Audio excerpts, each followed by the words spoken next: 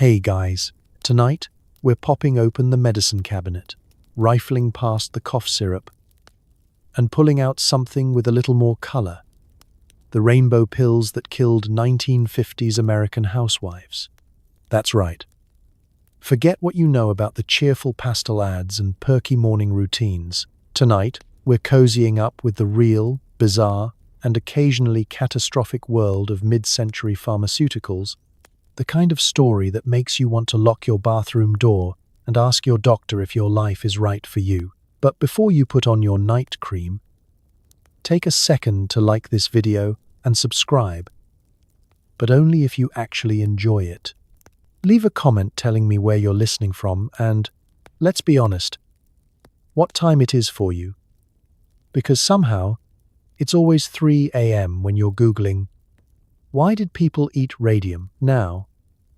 Dim those lights, flip on your fan for that industrial white noise, and get as comfortable as you can. Preferably in pajamas, not laced with asbestos. Let's pause for a moment. Have you ever wondered what life was really like for a 1950s housewife? Sure, we've all seen the sitcoms, crisp aprons, sparkling kitchens, everyone's smiling like they've just inhaled a little too much cleaning product. But what did it feel like to pop a rainbow pill before vacuuming the carpet for the 4th time that day? Were those tranquilizers really mild and non-habit forming? Or were they just the original energy drinks with a sprinkle of existential dread? How did it feel to cook a Jell-O salad while slightly dissociating from reality? Could you juggle 3 kids, 1 opinionated mother-in-law, and a washing machine the size of a Buick, all while running on doctor-approved amphetamines? And would you survive a dinner party if you accidentally took the pink pill instead of the blue one? Congratulations, you've just woken up in 1956. The suburbs are new, your neighbors are judging your front lawn, and your medicine cabinet is more colorful than a pack of Skittles. Good luck. The sun is up, the toast is burnt, and you're already running late. Time to chase your orange juice with a little something extra, a crisp white tablet straight from your doctor's office. Welcome to the new morning routine, where energy comes in pill form, and so does being a good mother. It's breakfast in America, 1956 style. Let's set the scene. You've barely peeled yourself off the floral pillowcase, and already there's a symphony of needs erupting down the hall. The kids want pancakes, the dog is chewing on your only decent slipper. Your husband, who somehow manages to wake up looking like he slept in a vacuum-sealed chamber, asks what's for breakfast, as if the answer might surprise him. Spoiler, it's eggs again, maybe, if you can find them, but you've got a secret weapon. Your doctor, who is definitely not being courted by any pharmaceutical reps, and definitely doesn't have a trunk full of samples, gave you a little bottle with your name neatly typed on the label. For fatigue and nerves, he said. As if that covers the entire existential experience of being a mid-century housewife. The label says, Benzedrine. Sounds fancy. The ad in last week's Ladies' Home Journal promised it would restore the natural pep every woman needs to keep her home, her husband, and her eyebrows perfectly in place. You pop the pill, wash it down with your watery orange juice, and feel a pleasant tingle of hope. In about 30 minutes, you'll be able to clean, cook, iron, and referee a small civil war over a missing toy car, all without breaking a sweat. Energy doesn't just return, it shows up, grabs a mop, and starts rearranging the furniture. The chemical sun rises just a little faster. But here's the thing about breakfast with Benzedrine. It's less a meal and more a launch sequence. As the amphetamines kick in, you achieve a level of focus not seen since NASA started launching rockets. Your brain is buzzing like a fluorescent light bulb. Suddenly, making lunches is a competitive sport. You slice the bread into perfect triangles, cut the crusts with mathematical precision, and, in a burst of creative energy, write a passive-aggressive note for the lunchbox, remember to eat the fruit this time.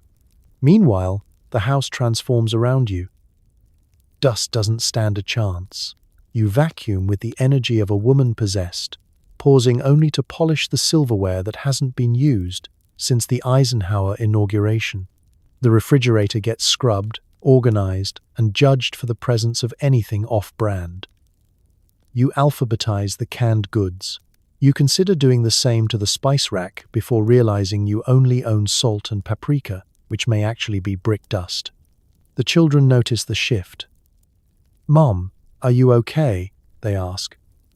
Watching you fold socks with the intensity of a bomb disposal technician. "Never better, sweetheart," you chirp. Rearranging their shoes by color, size, and potential to be tripped over. Outside, the world is waking up more slowly. Your neighbor, Marjorie, waves from across the hedge. She's on her own pill, maybe pink, maybe yellow. The two of you lock eyes, silently acknowledging that this is just what mornings are now. The invisible arms race of Pep is in full swing. Who will blink first? Spoiler, it's always the one who runs out of refills. But beneath the gleaming countertops and the caffeinated cheer, something's off. Your heart's pounding a little faster than usual. Was it the excitement of breakfast? Or did you just forget to eat again? Never mind, you'll have lunch. Or maybe you'll just deep clean the baseboards until it's time for another tablet. Because in 1956, being a good mother means always being in motion. And if your energy comes from a pill bottle, well, that's just modern science. Breakfast is served with a side of speed. Your day isn't complete until you've donned your frilliest apron, looped on a double strand of pearls, and popped whatever your GP handed you last week. Fashion meets pharmaceuticals. And somewhere between the lipstick and the Librium, you wonder when normal started looking like a pharmacy shelf. Let's begin in your bedroom, 7:32 a.m. There's a checklist on your vanity, written in immaculate penmanship, of course, reminding you of your duties. Look presentable. Sound cheerful. Never let the neighbors see you in anything less than a full face of makeup. The radio is chirping a tune about sunshine and keeping your chin up. But you're still fighting the urge to collapse face first into the chenille bedspread. There's only one thing to do. Accessorize and medicate. First, the uniform. Step 1. The apron. Not just any apron, but the one with the tiny cross-stitch roses and that bow you ironed at 10 p.m. last night while the rest of the family snored.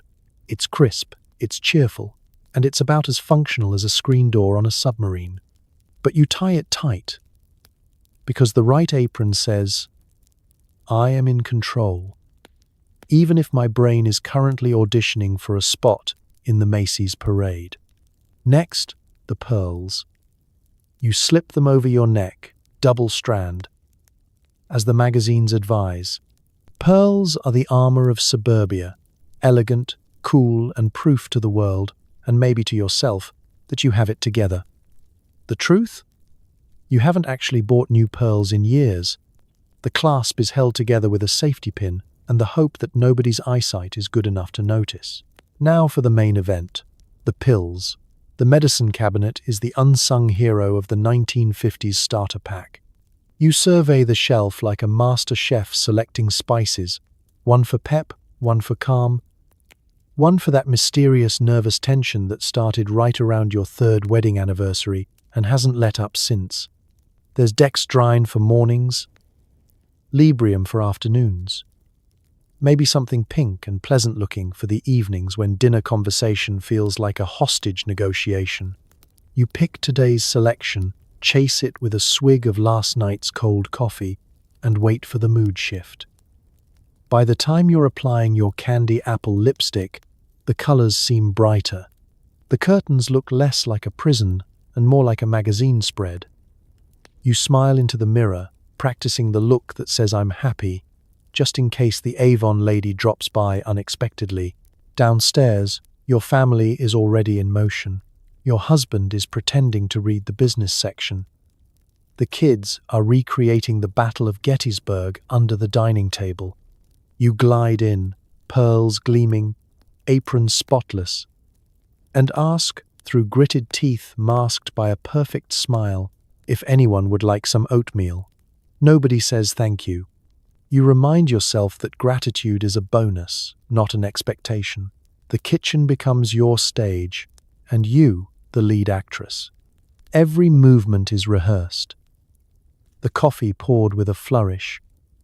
The eggs flipped with a practiced wrist. The slightly twitchy energy that says, I can do this all day. Between chores, you catch a glimpse of the neighbor out her window. She's wearing pearls too. You wonder if her doctor is as generous with the samples as yours. Somewhere between the laundry and the lunch prep, you pause. When did life become this endless ballet of appearances? Was there a meeting you missed? Did anyone ever actually feel this put together? Or is everyone just playing the same exhausting game? You glance at the pill bottle, then at your reflection. Apron, pearls, lipstick, smile, all in place. The truth is, in 1950s suburbia, being the perfect housewife isn't just a performance, it's a group project. You keep up the routine, take the pills, and hope nobody notices if you fall out of step. Because under the starch and sparkle, everyone's just trying to keep the seams from showing. And if all else fails, you've got an extra pill tucked in your pocket, just in case. You haul a week's worth of clothes to the basement, accompanied by the low, comforting hum of your favorite pick-me-up. Between soap flakes and sedatives, it's hard to tell what's brighter, the laundry or your artificially heightened sense of calm. Let's paint the scene. The house is quiet, except for the soft thud-thud of socks hitting the laundry basket and the cheerful rattle of pills in your pocket. It's Tuesday, which means it's you versus an avalanche of dirty shirts, mismatched socks, and the one sweater your husband insists shrank on its own.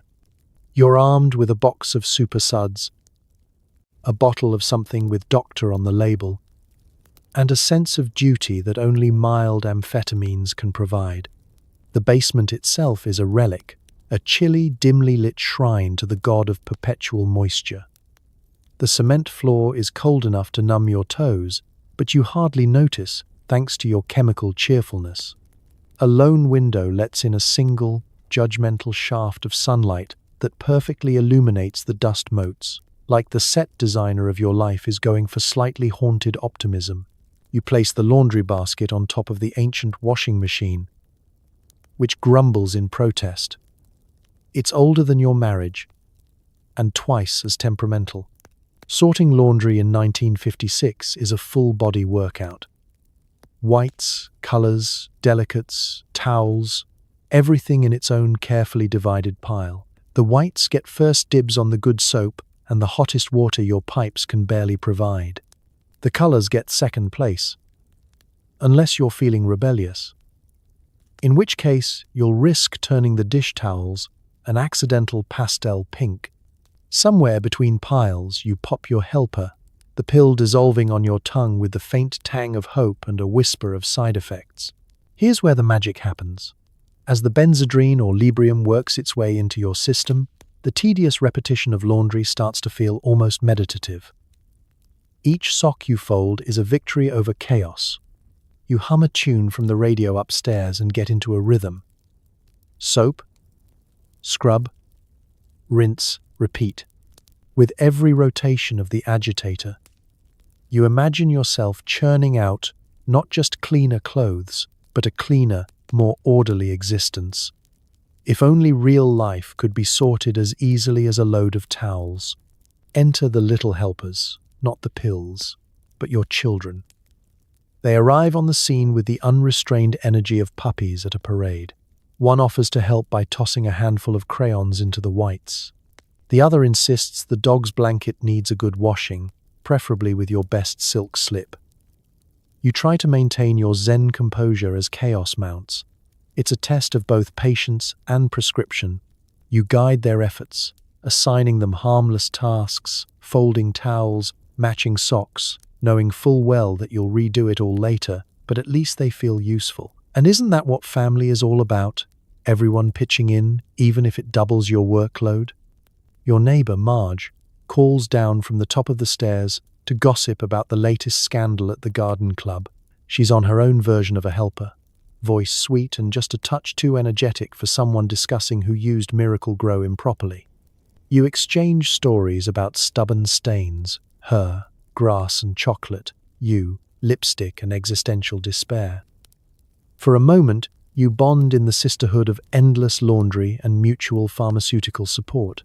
You wrangle the final load into the machine, wipe your hands on your apron, and marvel at the small victories. No socks missing, yet. No colors catastrophically blended, and nobody in tears, yourself included. The laundry spins, the world outside keeps turning. You look at the neat folded stacks and almost convince yourself you're keeping it all together. For now, laundry day isn't glamorous, but it's proof you survived another week. Whites, colors, and little helpers, washed, sorted, and occasionally tranquilized. And that, in 1956, is as close to perfection as it gets. Efficiency is the new American dream, and you've just swallowed it whole. Mother's Little Helper is less a nickname and more a necessity. The vacuum roars, your heart races, and you clean with the intensity of a caffeinated squirrel. Suburbia has never sparkled quite so hard. Let's set the tempo. You've just finished your morning pill, and suddenly you're not just awake, you're hyper-aware. You can hear dust settling. The entire house vibrates at the frequency of a marching band. You are the drum major, and your baton is a feather duster. The 1950s prided itself on order, speed, and the subtle art of looking unbothered while living in a cyclone of activity. Congratulations, you are the cyclone now. The kitchen counters are spotless, not because you cleaned them, but because you've worn through the surface. The vacuum cleaner is no longer a tool, it's an extension of your body, and you wield it like a knight brandishing a lance at a jousting tournament. The dog has retreated under the bed. The children know to stay in motion or risk being dusted. And your husband's shoes are already lined up by the door in ascending order of emotional stability. You sprint from room to room, energy buzzing, eyes sharp for a single out-of-place crumb. Curtains are straightened, pillows are fluffed and refilled with more fluff, just in case. The ceiling gets dusted, because why not? At this speed, you could probably catch Sputnik before it orbits the house. The amphetamines do more than keep you going. They turn you into a home maintenance superhero, able to change sheets and reorganize the spice rack in the time it takes your neighbor to find her car keys. Out in the yard, the hedges are trimmed into geometric shapes. The lawn is so flat and uniform that pilots could use it for emergency landings. The mailbox has never shined so bright. You wave at Marjorie across the street, and her wave is ever so slightly delayed. A telltale sign she's still waiting for her prescription to kick in. Of course, the magazines encourage this lifestyle. Tips for a more efficient home, they declare, as if there's a secret club where housewives compete for the cleanest grout. What they don't show, the empty pill bottles hidden behind the starch. You take pride in your efficiency, but somewhere deep down, you wonder if you're cleaning to keep up with the Joneses, or if you're trying to scrub away a sense of emptiness that never quite disappears, even after you wipe down the baseboards for the 4th time this week. The side effects are subtle, but they're there. Your heart skips. Your hands tremble just a little as you alphabetize the pantry. You forget lunch, but you remember to polish the doorknobs. Hunger is replaced by the urge to iron things that have no business being ironed, like the curtains, the newspapers, maybe even your husband's sense of self-worth. You smile wider than usual. You talk a little faster at the door when the milkman arrives, asking if he's ever considered switching to glass bottles for efficiency's sake. He leaves quickly, probably afraid you'll alphabetize his delivery route. As afternoon settles in, your body slows, but your mind keeps racing. You notice every imperfection, the tiny fingerprint on the window, the slightly crooked painting, the existential ache under the surface. Efficiency has become your currency, and the amphetamines are the mint. By dinner, you're wired but exhausted, jittery but triumphant. You did it all, and suburbia glows with sanitized approval. But as you lie in bed, eyes refusing to close, you wonder, did you really make life more efficient, or did you just make it faster? The house is sparkling, the neighbors are impressed, but your mind keeps running laps long after the vacuum's quiet. And tomorrow, you'll do it all again. With a little help, the doctor listens patiently to your complaints, then prescribes something in pastel. Anxiety? Have a blue one. Sadness? Try yellow. Overwhelmed by life itself? Take 2 and call him in the morning. After all, he went to medical school and you just make the casseroles. Let's set the scene. The waiting room smells like antiseptic and magazine perfume samples. The nurse calls your name, and you shuffle in, clutching a list of symptoms you've rehearsed in your head, but will never actually say aloud. You perch on the wax-papered exam table, surrounded by pamphlets about vitamins, digestive health, and the latest miracle in women's well-being hint. It comes in tablet form. The doctor enters, white coat crisp, tie a little too cheerful. He asks about your nerves, your sleep, your womanly troubles, and whether you've been keeping busy. You nod, smile, and resist the urge to tell him the only thing keeping you busy is existential dread and the ongoing Cold War in your living room. He listens, or at least he appears to. There's a notepad in his hand, but you can't shake the feeling that the prescription was written before you even sat down. It's not personal. It's policy. Pills for worry, pills for sadness, pills for that unspeakable heaviness that settles in your chest after the 3rd PTA meeting of the week. The names sound soothing. Milltown, Librium, Serax, like brands of soap or distant European spas. He explains that modern science can make things easier, that your husband will appreciate a calmer home, and that, if necessary, there's always something stronger for the rough days. You try to explain that the rough days aren't rare, they're relentless.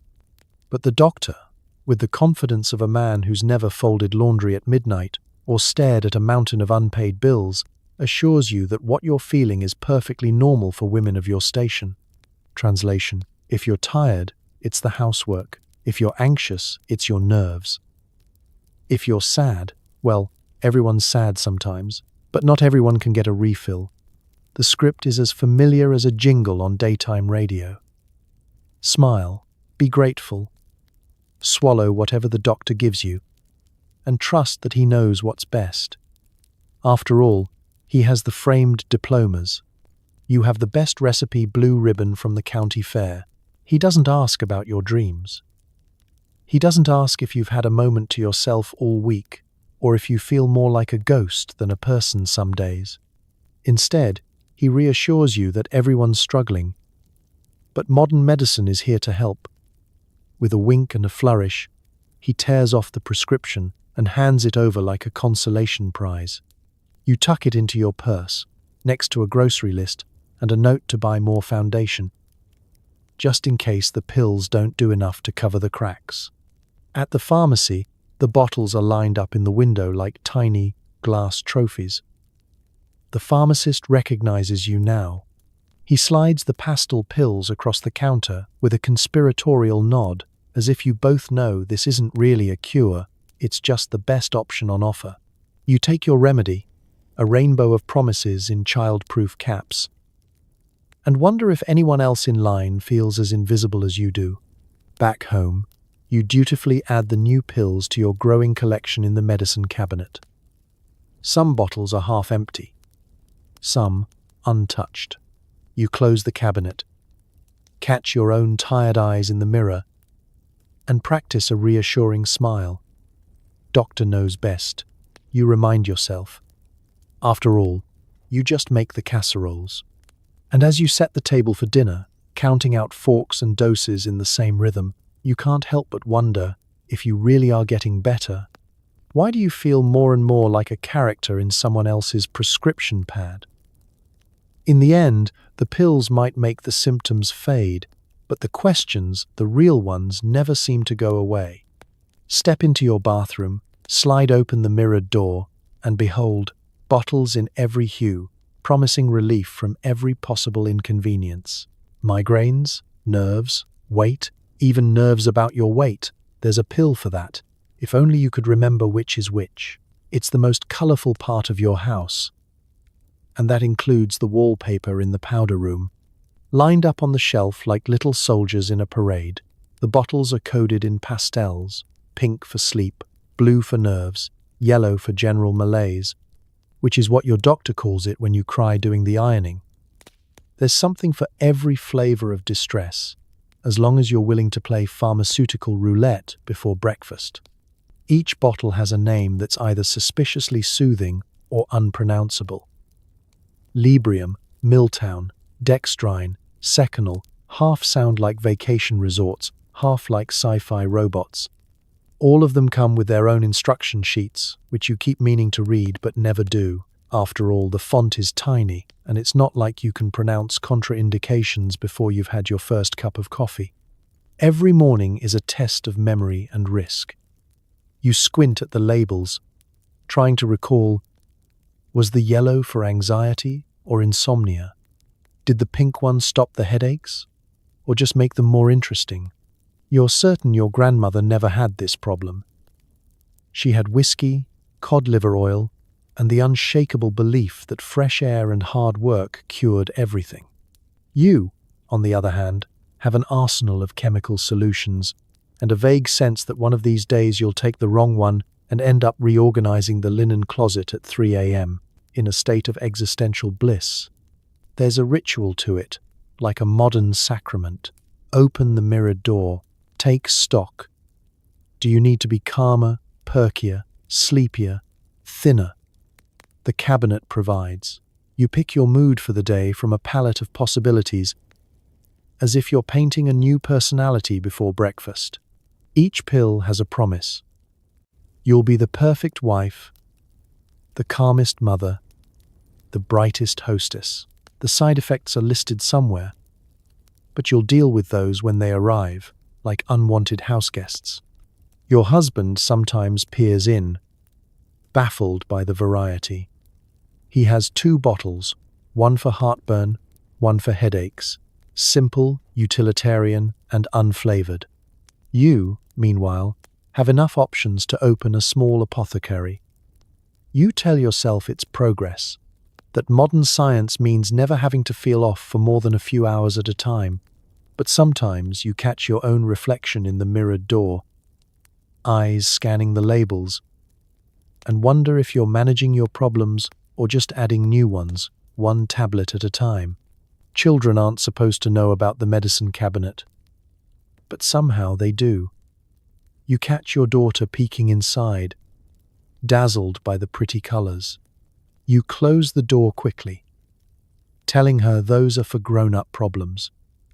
She nods solemnly, as if grown-up problems are an inevitable part of getting taller and learning to bake. You make a mental note to lock the cabinet, even though the only real danger is that one day you'll reach for a tranquilizer and accidentally grab a diet pill. Friends compare medicine cabinets like recipes. You're on Librium? My doctor says Milltown is gentler on the nerves. Oh, but watch out for the blues. They'll dry your mouth out so much you'll need a canteen at Bridge Club. It's a secret society. And the only requirement for membership is an open prescription pad and a willingness to admit, quietly, that sometimes you just can't cope without help. And so, the medicine cabinet stays stocked, a rainbow of reassurance and risk. You close the door, straighten your lipstick, and tell yourself you've got it under control, at least until next week's refill. The neighbors are always watching. Is your lawn tidy? Are your curtains starched? Are you, gasp, acting a little too relaxed. In 1950s suburbia, fitting in means more than just matching window treatments. Sometimes it means matching prescriptions too. Let's set the scene. You wake up, peek through the slats of your immaculate blinds, and there's Mrs. Klein across the street, already watering her hydrangeas in a perfectly pressed housecoat. She's not really looking at the flowers. She's checking to make sure your morning routine hasn't slipped. Heaven forbid the trash cans aren't in a straight line or a single blade of grass rebels against the mower. Suburbia isn't just a neighborhood. It's a surveillance state powered by coffee and mild anxiety.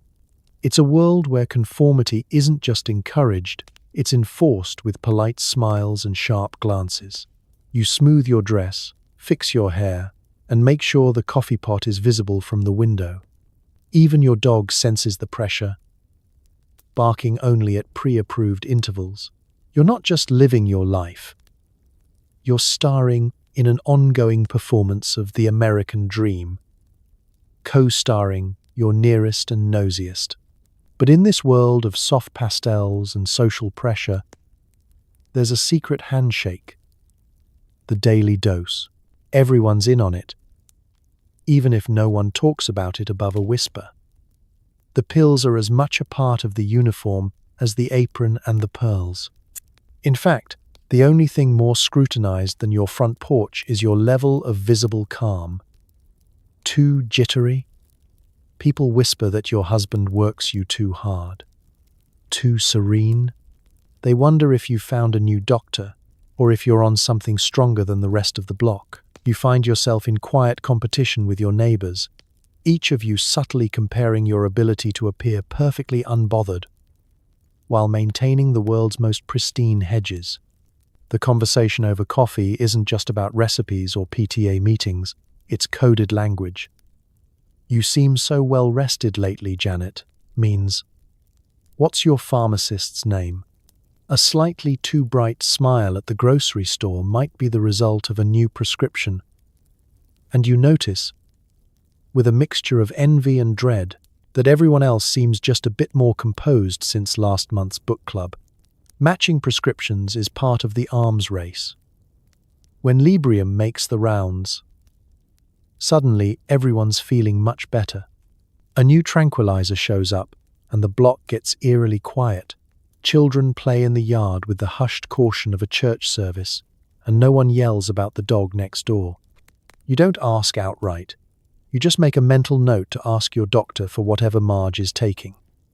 He nods, knowingly.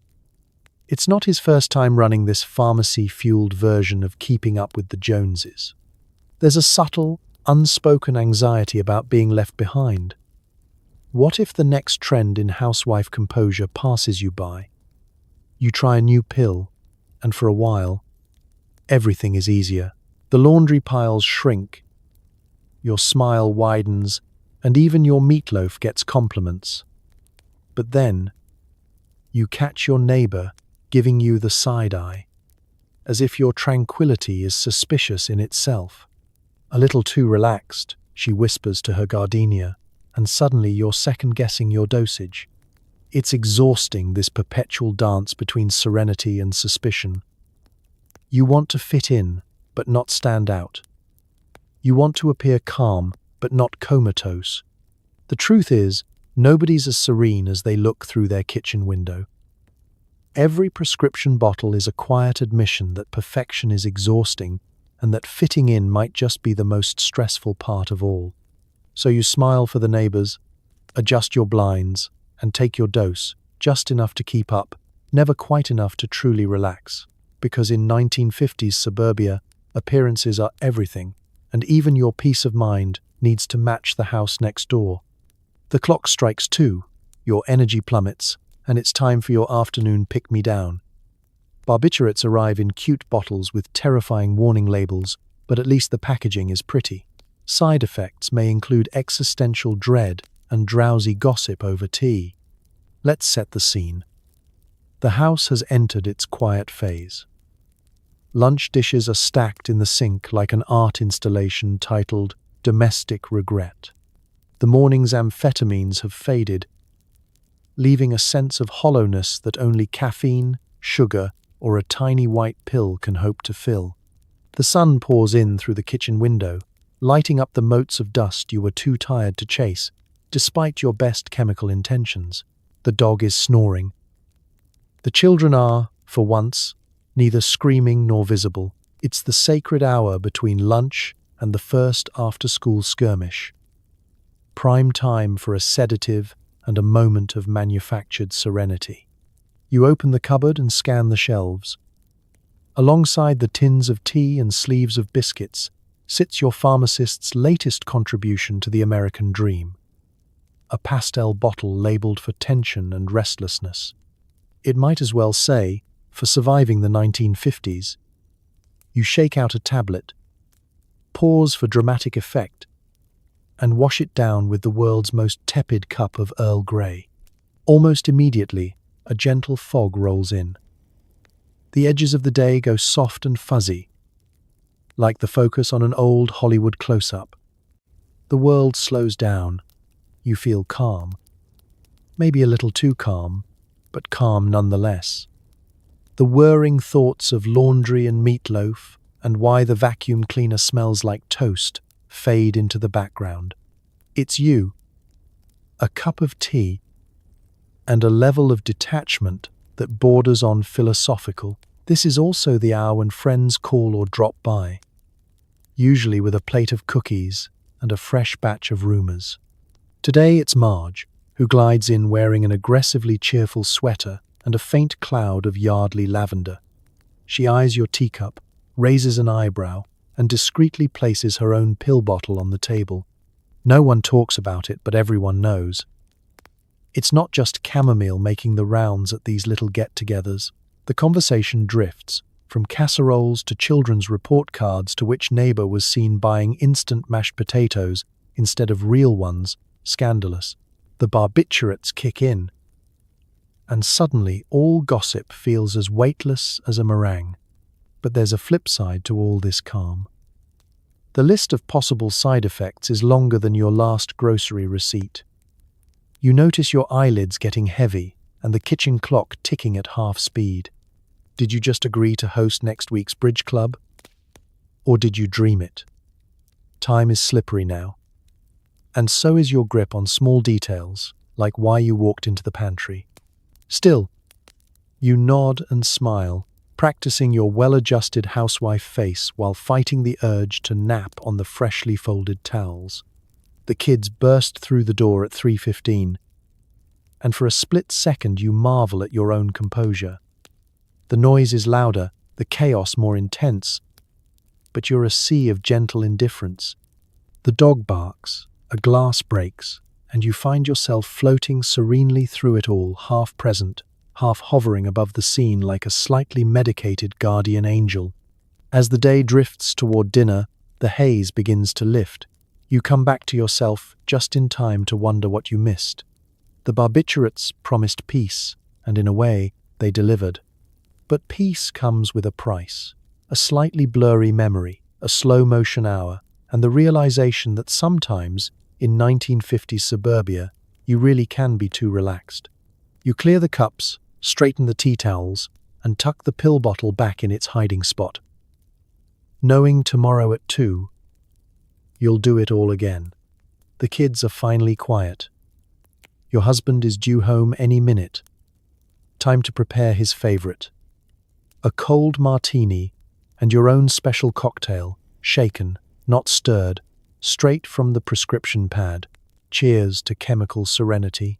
The ritual begins at 5 p.m. sharp, because in 1950s suburbia, the end of the day isn't official until you've performed the twin miracles of silencing the offspring and perfecting the garnish. You're already one step ahead. The olives are skewered, the gin is chilling, and there's a tiny pastel tablet tucked next to your lipstick in your apron pocket. The house hums with a sense of impending performance. The roast is in the oven, the coffee percolator is prepped, and you've practiced your "I'm absolutely not exhausted" smile in the hallway mirror. There's a choreography to this hour. You move from room to room, plumping a cushion here, dimming a lamp there, all while the living room clock ticks out a countdown to your husband's arrival. You check your hair, check the roast, check the front window for the familiar glint of headlights in the driveway. This is your moment to transform from long-suffering house manager to breezy, unflappable hostess. Never mind that you've just wrangled 3 children, a leaky washing machine, and an existential crisis about whether to join the garden club. You pour his martini with a steady hand, counting out exactly 3 olives because that's how he likes it. Never 2, never 4, as if the right number will ensure marital harmony. But while the gin flows for him, you opt for your own version of a nightcap. 1 Milltown taken with a discreet sip of water and the faint hope that this evening, at least, will glide by in a haze of engineered calm. The advertisements promised tranquility in a tablet, a shortcut to grace under pressure, and, if you believe the testimonials, a more harmonious home life. You hand your husband his drink just as he walks through the door, suit jacket slung over his shoulder, voice booming. "Honey, I'm home," in a tone that suggests he hasn't had a single anxious thought since breakfast. He settles into his armchair, shoes off, paper in hand. You smile, refill his glass, and pretend the kids' shrieks from the playroom are just the wind. That's when your own cocktail starts to work its magic. You feel a gentle floatiness, a smoothing out of the day's ragged edges. The pile of laundry waiting in the basement no longer feels like a personal failing. The PTA fundraiser can wait. The burned patch on the casserole is suddenly hilarious, not horrifying. You sit next to your husband, feet tucked under you, and let the gentle hum of post-martini conversation wash over you. In this new, chemically calibrated calm, the roles of wife and mother become a little easier to play. You're attentive but detached, charming but just removed enough to ignore the mounting chaos in the next room. The children sense the shift and tiptoe around you, aware that cocktail hour is sacred, even if it's only one of you drinking gin and the other drinking pharmaceutical optimism. Your neighbor calls to invite you to bridge night. You accept without hesitation, riding the mellow wave of tranquility. Even the prospect of socializing, usually a source of low-level terror, feels possible. The barbiturates and tranquilizers promise to keep your smile steady and your small talk smooth, regardless of how badly you play.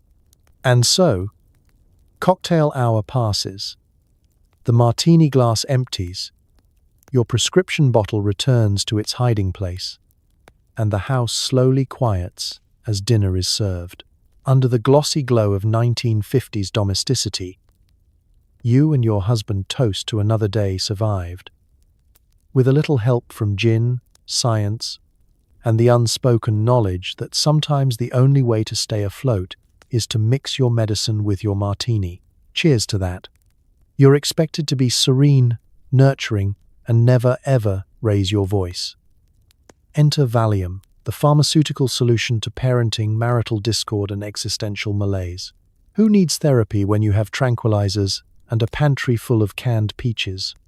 Let's zoom in on your kitchen, mid-afternoon.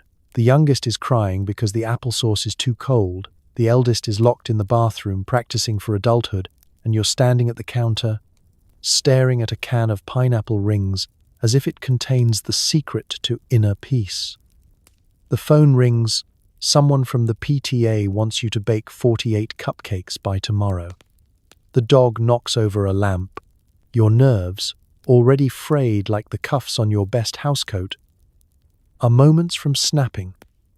The magazine on the table shows a smiling woman in pearls. How to be your family's calm center. She looks like she's never had to scrub crayon off the wallpaper or explain the birds and the bees to a 7-year-old who just asked if babies are delivered by mailman. You reach for your little helper. The bottle is always within arm's reach, nestled in a cupboard with the baking powder and food coloring. The label is soothing. For relief of tension and minor anxiety, that's doctor code for daily life in suburbia.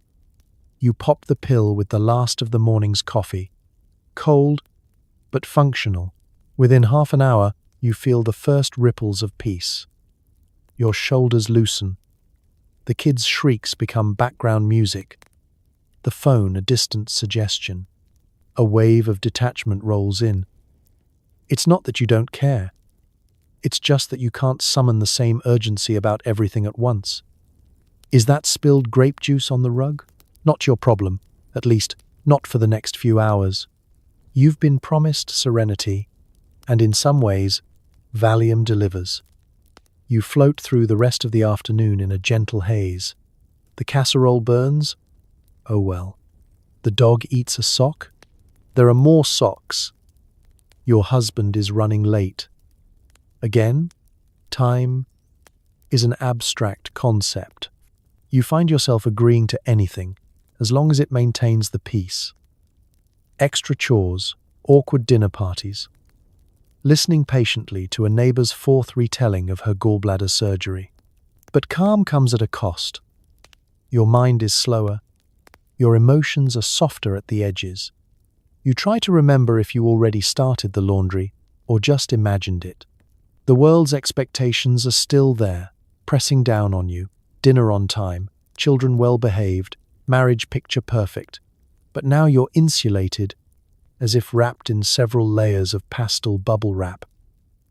You wonder, is this what they mean by having it all together? Or is it just a pleasant kind of apathy? Other mothers whisper about their own helpers. At Bridge Club, it's an open secret. I just need a little something to get through the week. Marge confides, swirling her coffee. You all nod, grateful no one has to say exactly what's in the bottom of each purse. The myth of the calm mom lives on. Perfect hair, perfect smile, perfect composure, no matter how many fires she puts out, or ignores, with pharmaceutical grace. You close the pantry, face the family, and step back into your role. The world keeps spinning, the children keep screaming, the phone keeps ringing. But with mother's little helper in your system, you've learned to move through it all in slow motion, untouched by the panic that used to rise in your chest. The world expects you to be calm, and thanks to a small pill and the miracles of modern science, you are, or at least, you look the part. Night falls, the house finally settles, and your mind won't shut up. Fortunately, sleep comes in a tablet now, preferably blue, sometimes white, occasionally washed down with a little leftover sherry. Sweet dreams, courtesy of 1950s pharmacology. The kitchen lights are off. The kids have finally stopped waging guerrilla warfare in the hallway, and the TV glows softly in the living room, hosting yet another episode where no one ever looks tired. But in your house, the day's endless parade of chores, squabbles, and unsolicited phone calls lingers like static. Your feet ache, your back aches, and your brain feels like a load of laundry that never quite finishes spinning. You tuck in the last child, collect one final sock from behind the couch, and face the hardest part of the day, convincing your mind to shut up so your body can sleep. You slip into the bathroom, careful not to wake your spouse, who is already snoring, blissfully unaware that sleep is a luxury for women who didn't spend the day making peace treaties over snack time. You open the medicine cabinet, and there they are. The real heroes of the evening routine, the sedatives, all lined up in their pastel bottles like an army of tiny, chemically benevolent soldiers. There's one for falling asleep, one for staying asleep, and one for just in case the first two don't do the job. Your doctor assures you it's perfectly safe. After all, lots of housewives need a little help unwinding at the end of the day. You pour yourself a glass of water, hesitate, and swap it for the last splash of sherry hiding in the cupboard. The pill goes down easy, leaving only the faintest chalky aftertaste. Within 20 minutes, the anxiety that clings to your ribs like static begins to fade. Your thoughts slow from a chaotic traffic jam to a manageable trickle of cars. You don't exactly feel tired yet, but you're no longer staring at the ceiling and composing angry letters to the editor in your head. The sedative doesn't just promise sleep, it delivers something even more precious: the illusion of control. You can't fix everything that happened today, but you can at least shut off your brain for 7 blissful hours. You settle into bed, pull the covers up, and listen as the world grows fuzzier. The shadows on the ceiling become friendly, the ticking clock less accusatory. Your muscles release tensions you didn't even know you were holding. Sometimes, there's a strange moment between wakefulness and sleep, where the day's troubles try to sneak back in. The burned casserole, the PTA obligations, the sticky fingerprint on the wall that you definitely scrubbed twice. But the pill is working now, and those worries melt away, sliding out of reach like a dream you'll forget by morning.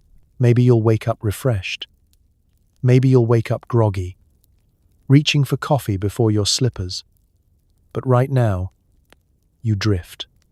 For once, your mind is quiet. You're not the only one on the block relying on a little pharmaceutical lullaby. The next morning, your neighbor will mention she's finally sleeping through the night, and you'll both exchange knowing smiles. No one asks for details. In this era, sleep is a competitive sport, and everyone's doping. Sometimes you wonder what would happen if you just tried reading a book instead. But the idea of lying awake, alone with your thoughts, is far more terrifying than anything in the medicine cabinet. The sedatives don't erase your problems, but they dim the lights long enough for you to rest. You roll over, sigh, and drift off, grateful for modern medicine and the gentle promise that tomorrow you'll have the energy to do it all again. Sleep tight. Your dress size matters more than your blood pressure, so doctors help with a solution that comes with a rapid heartbeat and a side of the jitters. Diet pills, because nothing says healthy like skipping lunch and vibrating through dinner. Let's step onto the pastel bathroom scale.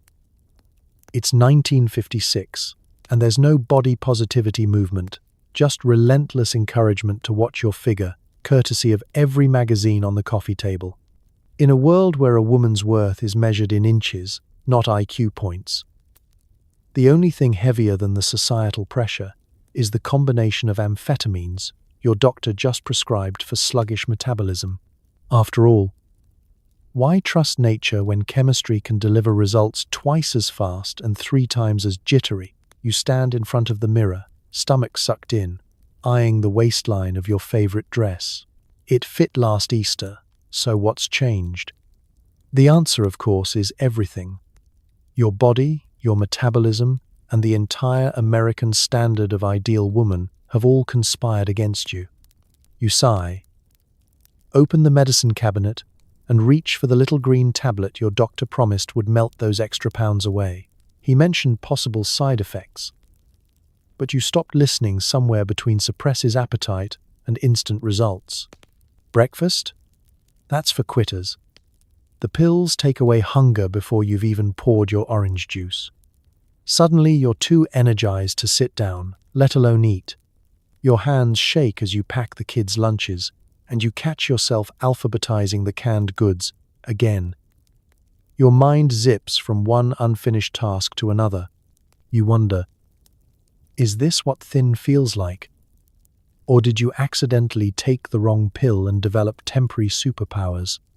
There's a new pep in your step, and everyone notices. The other mothers at the market compliment your figure, but their eyes linger on your hands, which haven't stopped fidgeting since 9 a.m. You brush off their concern, just trying to keep up with the kids, as you power walk the frozen food aisle like it's a competitive sport. At Bridge Club, you bounce your leg under the table. Unable to focus on the game or the pastries, you now have the willpower to refuse. Your heart races. Your mouth is dry. You're down 3 pounds this week, but you've also rewritten the entire grocery list, cleaned out the fridge, and reorganized the linen closet twice. The diet pills have turned hunger into a distant memory and sleep into a negotiable concept. Who needs dinner when you can survive on willpower, celery, and the energy of 1,000 caffeinated squirrels? You feel accomplished, almost heroic. Never mind the fact that you can now hear the electricity humming in the walls. Of course, there are downsides. The scale becomes a daily opponent, its verdict determining your mood for the rest of the day. You become well acquainted with headaches, the kind that pulse behind your eyes every time someone mentions pie. You drift through the afternoon in a haze of productivity and mild paranoia. Are the neighbors judging you, or is that just the amphetamines talking? The kids ask why you don't eat with them anymore. You tell them you're just not hungry, while your mind sprints laps around the kitchen. The magazines say, "Thin is in," and for a moment, you almost believe it. But as you lie awake at midnight, tracing the constellations of cracks in the ceiling, you start to wonder what it's all for. You're lighter, sure, but are you happier? Or just faster, jitterier, and one skipped meal away from unraveling? But tomorrow, the scale will be waiting, and so will the little green tablet, promising that this time, thinness will finally feel like enough. Think the kids are safe? Think again. Hyperactive son? Here's a little Ritalin. Moody daughter? Have some hormone pills. In 1950s America, everyone's in on the experiment. Family dinners just got a lot quieter. Step into the family kitchen, circa 1956. You're assembling a meal from the three basic food groups: canned, frozen, and instant. The table is set with formica shine, and the casserole bubbles contentedly, if only the children could. The oldest is stomping around with the energy of a Labrador on espresso. The youngest sulks, arms crossed, face set in a scowl only matched by magazine ads for preteen nerves. You look to your husband for help, but he's lost in the sports section, blissfully unaware that your nerves are shot and the kitchen is one bad report card away from civil war. Luckily, the doctor is always just a call away. Little Johnny's teacher says he can't sit still.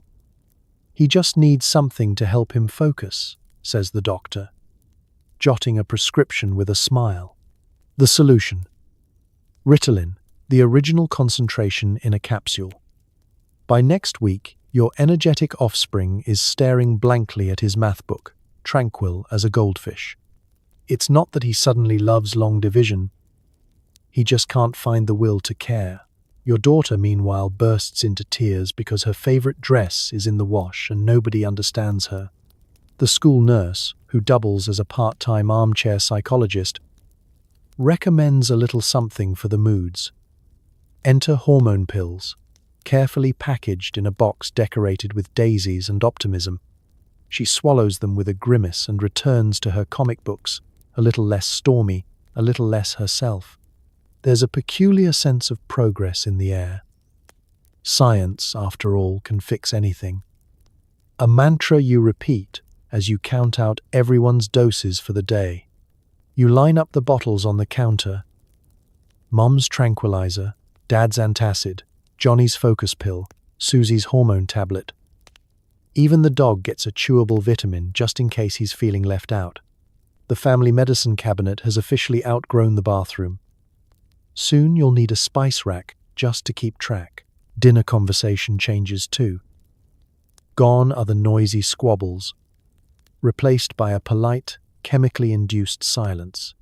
The kids quietly push peas around their plates, and for the first time all week, no one upends their milk. You should feel triumphant, but the calm is uncanny, like a radio tuned to static. Wasn't there a time when everyone just yelled about dessert and called it a night? Of course. The neighborhood is quick to catch on. At the next school event, the other mothers trade prescription tips like cookie recipes. Oh, we tried the pink ones, but the blue ones really keep Billy from climbing the furniture. You smile and nod, grateful you're not the only parent outsourcing discipline to modern medicine. If the Joneses are doing it, it must be fine, right? But sometimes, late at night, you worry. You sneak into the kids' rooms and watch them sleep. So still, so quiet. Are they happy or just sedated? Are you raising healthy children or simply easier ones? The magazines call it peace of mind. You call it a trade-off. In 1950s America, the nuclear family runs on more than just hope and hamburger helper. It's fueled by a cocktail of convenience, optimism, and a dash of denial. The family that meds together might not argue, but they're all riding the same strange wave of scientific progress. Welcome to the new American dream. Calm, compliant, and chemically assisted. Not all pills are created equal. That new pink one, it's supposed to keep you calm. Instead, it might keep you horizontal, possibly for longer than you'd like. Welcome to the funhouse mirror of side effects. It's Thursday afternoon, and your nerves are singing louder than the vacuum cleaner's death rattle. You reach for the bottle with the cheerful pink label your doctor promised would take the edge off. The ad said it was gentle as a mother's hug. The pharmacist offered a cautious warning. Don't drive, operate heavy machinery, or sign anything important for at least 6 hours. But the magazine at the beauty salon showed a smiling woman on a picnic blanket, serenely ignoring her children. So you decide to give it a whirl. Within 20 minutes, the edges do indeed come off, along with the middle and most of your motor skills. The house drifts into a soft blur.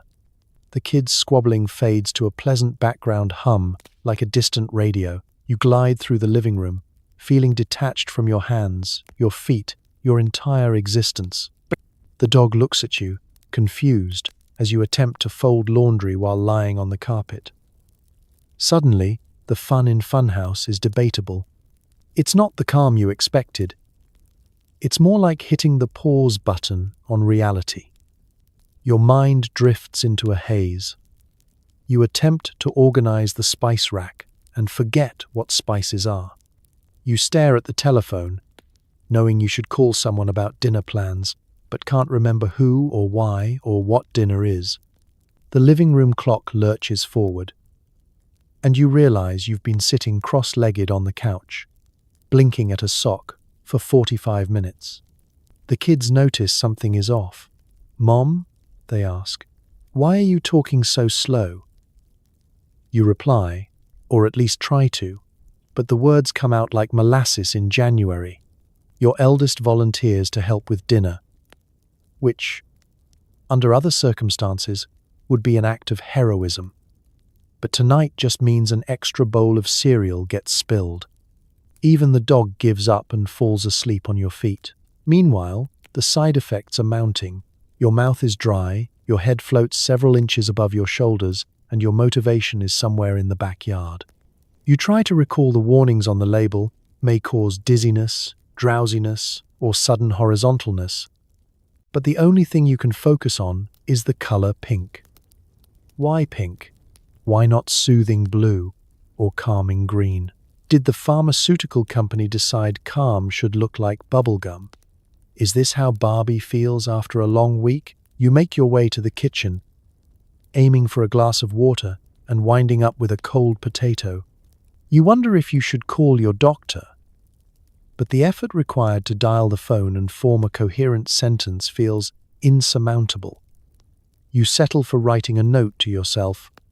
No pink pills before 5 p.m. The handwriting is barely legible, but it's the thought that counts. By evening, the haze finally starts to lift.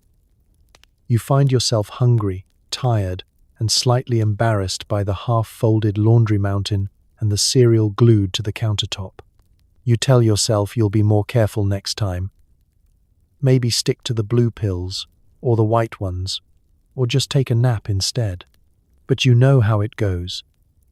The quest for calm in 1950s suburbia is a game of pharmaceutical roulette, and everyone spins the wheel sooner or later. The lesson? Not all tranquility is created equal. Sometimes, the only thing the pink pill calms is your schedule by knocking you right out of it. It's not enough to have the shiniest toaster.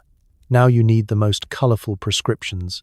Housewife status isn't measured in handbags, it's measured in milligrams. Let's be honest. Suburbia runs on envy and competitive cheerfulness. You're not just living in your house, you're starring in a decades-long episode of Who Did It Better? The lawns are mowed in identical stripes, the cars washed every Saturday, and the window boxes bloom on a rotating calendar that makes the Chelsea Flower Show look lazy. In this world, there's always a new trend to chase, and in 1950s America, that trend is pharmaceuticals. It starts innocently. Your neighbor Janet mentions her doctor prescribed her something for the afternoons. Her pie crusts have never been flakier, her hair is glossier. Her smile could be bottled and sold as a mood enhancer. At first, you chalk it up to her new perm, but then you hear she's sleeping through the night and managing 3 kids and a puppy without losing her composure. She's not just surviving, she's thriving, and she owes it all to her little yellow pills. Soon you're comparing not just recipes but prescriptions.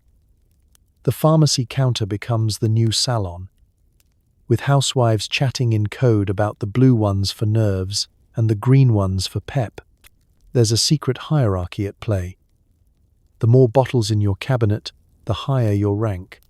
The real social currency isn't how many volunteer hours you log, or whether your curtains match your sofa. It's who has the latest, most exclusive prescription. If you're really lucky, your doctor will let you try something not on the market yet, the pharmaceutical equivalent of a designer handbag. You start to notice subtle cues. The neighbor's mailbox, always overflowing with glossy medical pamphlets. The way someone casually flashes her pill bottle at bridge club, as if it's a platinum credit card. The whispered advice at PTA meetings.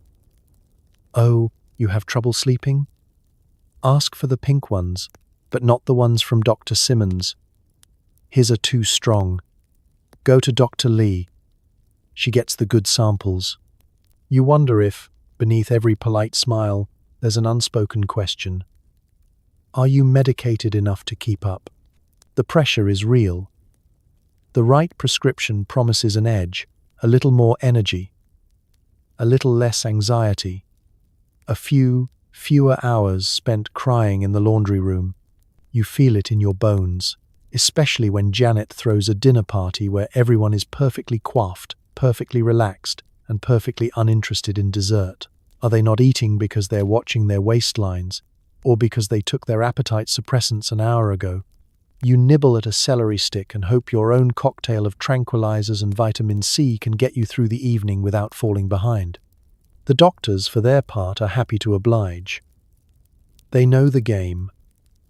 You ask for something to help you keep up, and they hand you a sample box with a knowing wink. No lecture, no questions, just the quiet understanding that suburbia is a marathon, and the real winners are the ones who can sprint all day and still smile at the finish line.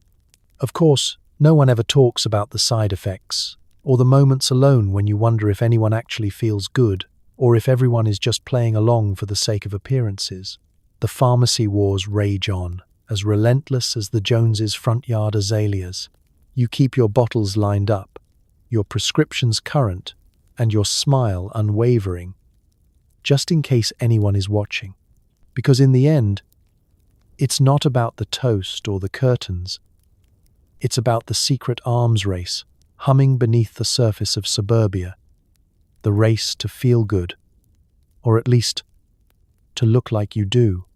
And nobody wants to be left behind. Feeling down? That's not allowed. The only emotion on the menu is contentment, and if you can't summon it, there's a tablet that will do it for you. Warning: may cause suppressed rage and unexpected cake baking. Let's zoom in on your living room. A pastel fortress of calm.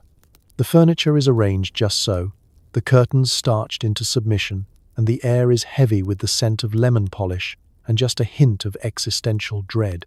You woke up with a pit in your stomach, a feeling that maybe, just maybe, being a 1950s housewife isn't as glamorous as the magazines promised. You look in the mirror, try to smile, and notice that your lips are trembling. The radio cheerfully insists, "Grey skies are gonna clear up." You'd believe it if you weren't already staring down a whole week of the emotional equivalent of drizzle.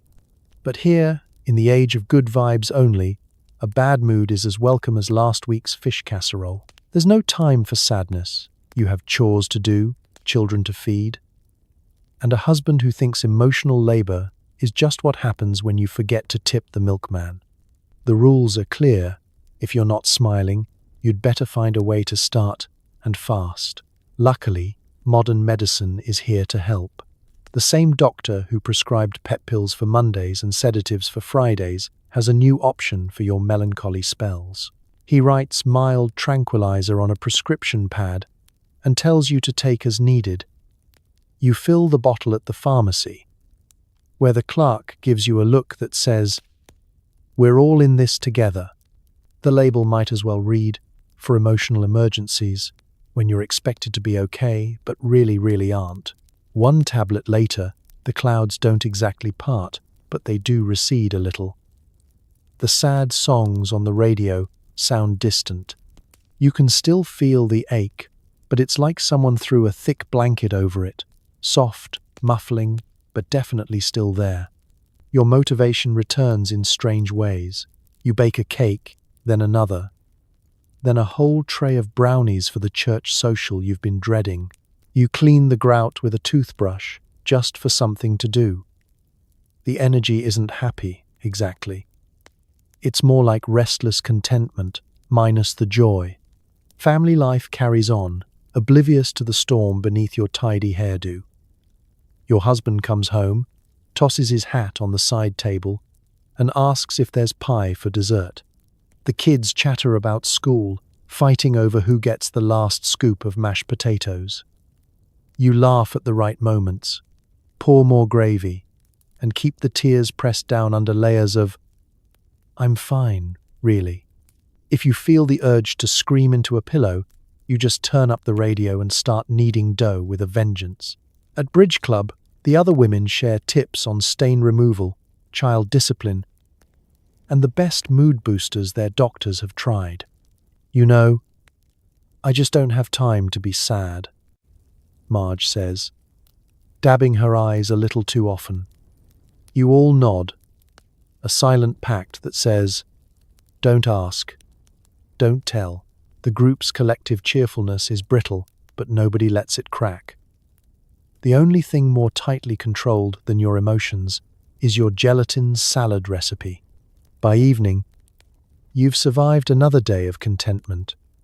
You watch TV with the family, laugh at the sitcoms, and wish you could bottle the effortless happiness on the screen. You climb into bed, swallow another tablet just in case, and hope tomorrow's menu has more than one emotion on offer. In the 1950s, sadness wasn't cured. It was covered up, baked over, and sometimes washed down with a glass of sherry. And if you ever dared to feel more than content, you'd better have a pill, and maybe a bundt cake, ready for backup. The ads say you'll be happier, skinnier, prettier. They forget to mention the shakes, insomnia, and occasional existential crisis. But the smiling lady on the page looks so convincing, you wonder if she's on something stronger than you. Every magazine you open is a kaleidoscope of promises.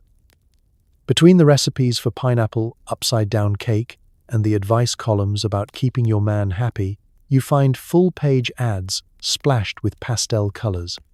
A mother beams as she carries a tray of sandwiches, children and husband all gathered around. Not a hair out of place, not a worry in sight. She takes time for herself with new, improved Tranquilite, reads the headline. Apparently, all it takes for a harmonious home is the right prescription and a well-placed can of hairspray. The miracle solutions never stop. Lose 5 pounds in a week with Slim Away tablets. Get your nervous stomach under control with Dr. Gladwell's Gentle Tonic. Sleep soundly with Dream Tabs. Every ailment has a cure, and every cure comes in a box more stylish than the shoes you can't afford. If you're not radiant, slim, and completely unflappable, you just haven't found the right combination yet. What they don't show: the blurry mornings, the headache that sits behind your eyes, or the trembling hands you hide while slicing ham for sandwiches. The fine print on the bottom of the ad mentions possible minor side effects, like insomnia, dry mouth, or rare episodes of mild confusion. You learn to read around the promises, but the images stay with you. Perfect wives, perfect mothers, all apparently powered by a cocktail of pills. It's hard not to compare your own reflection, dark circles and all, to the flawless model with her third naturally refreshing glass of tonics. The neighborhood falls in line. At the next Tupperware party, the conversation isn't just about plastic burping lids. It's whispered advice about which doctor gives out the best samples and which pep pill works for early mornings. Everyone acts like the ads are a joke, but you can't help noticing the matching bottles peeking from handbags and the newfound glow on faces that were a lot more frazzled last week. Your husband isn't immune to the campaign either. He sees the happy family on the TV screen, mom and kids all smiling wide, and wonders why your meatloaf can't come with that level of cheer.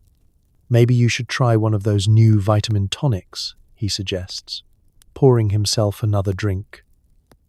You smile politely, knowing that he has his own help in the liquor cabinet. Just a different ad campaign. Pharmaceutical companies know what they're doing. Their advertising is a masterclass in guilt and hope, offering a cure for every imagined deficiency. Not thin enough? Try Slim Away. Not energetic enough? Here's Dexedrine. Not calm enough for your chaotic home life? There's a rainbow of tranquilizers waiting for you at the pharmacy. It's not just about health. It's about fitting in, keeping up, and never letting the smile drop, no matter how much you want to crawl back into bed. You cut out the coupons, dog-ear the pages, and wonder, if you buy enough of these pills, will you wake up in an ad? The lady on the page is so convincing, her eyes glassy, her family frozen in perfect joy. Maybe she's reached a state of bliss, or maybe, like you, she's learned to suppress the side effects until after the cameras are gone. At the end of the day, you close the magazine, take your nightly pill, and tuck yourself in. The ads have promised happiness, but your liver is sending up a quiet protest, and your dreams are still a little jittery. You promise yourself you'll try to be happier tomorrow, maybe with the new product on page 37. Or maybe, just maybe, you'll settle for being real. Side effects and all. One day you're scrubbing the floor. The next, you're reading about tragic accidents in the local paper. The rainbow pills promise to fix everything, except maybe the part where you stop breathing. Let's set the scene. It's an ordinary morning in suburbia. You're on your hands and knees, attacking a suspicious stain in the entryway carpet. The new improved cleaner isn't helping, and neither is the faint buzzing in your head, the kind that started when you switched from the blue pills to the green ones. The label said relief of nervous tension, but left out the part about racing heartbeat, cold sweats, and a vague feeling that your heart might leap out of your chest and take the Hoover with it. You pause, swallow, and remind yourself that everything is fine. The kitchen is spotless, the kids are at school, and the world expects you to be perfectly calm, perfectly cheerful, and preferably, perfectly silent. Except there's that fluttering in your stomach again, nerves, nausea, or just a polite warning from your internal organs that the third pill this week might have been a bridge too far. You sit down, pour yourself some water, and pick up the local newspaper, only to be greeted by a headline on page 3. Tragedy strikes. Suburban home. Authorities investigate possible overdose. You read on, heart thumping. The story is familiar, too familiar. Someone's neighbor, always described as the picture of health, found unresponsive. No one saw it coming. The coroner, in polite language, hints at complications from a combination of medications. Suddenly, you can't help but count the bottles in your own cabinet. Pink, blue, yellow, and white. enough to stock a small apothecary or, depending on your mood, host a pharmaceutical rainbow parade. You remember the doctor's instructions: don't mix these. But the instructions got mixed up with the coupons. And now you're not sure if you took the nerve pill for lunch or the sleeping pill for breakfast. Either way, you feel more anxious than relaxed, and there's a new ache in your side that might just be existential dread. The side effects aren't just physical. You find yourself forgetting things. Appointments, recipes, why you walked into the pantry in the first place. You blame it on mum brain or too much on your plate. But a quiet voice in your head suggests that maybe, just maybe, it's the pills. You call your neighbor Marge for advice. She listens sympathetically and confides, "I started seeing double last week, but at least I made it to Bridge Club. The community is full of stories. There's the woman who fell asleep at the wheel on her way to the market. The husband who mixed up his antacids and his wife's tranquilizers and spent 3 hours convinced he was the mayor. The child who ate a stray pill off the bathroom floor and had to be rushed to the hospital, the family exchanging frantic glances at the ER while whispering, 'We were just trying to keep up.' Even the family doctor, once so cheerful and reassuring, is starting to look nervous himself. Prescriptions are written in smaller doses, warnings delivered with a little more gravity. The ads on TV have started including tiny, speedy voices at the end, rattling off a list of side effects longer than the plot of War and Peace. By dinner, the buzzing has faded, replaced by a low hum of caution. You measure your pills carefully, make a mental note to ask about alternatives at your next appointment, and tell yourself it's all under control. But the next time you see a headline about a tragic accident, you pause just a moment longer, quietly grateful to have made it through another day in the land of colorful cures. Because in 1950s suburbia, every cure came with a catch. And sometimes, the side effects made more news than the pills themselves. Your husband doesn't notice the pills, he just appreciates that you're less likely to throw the roast at him. But behind every calm wife is a woman quietly losing her grip on reality, one prescription at a time. Let's peek into the living room as the sun dips low and the familiar sounds of suburban tranquility fill the house.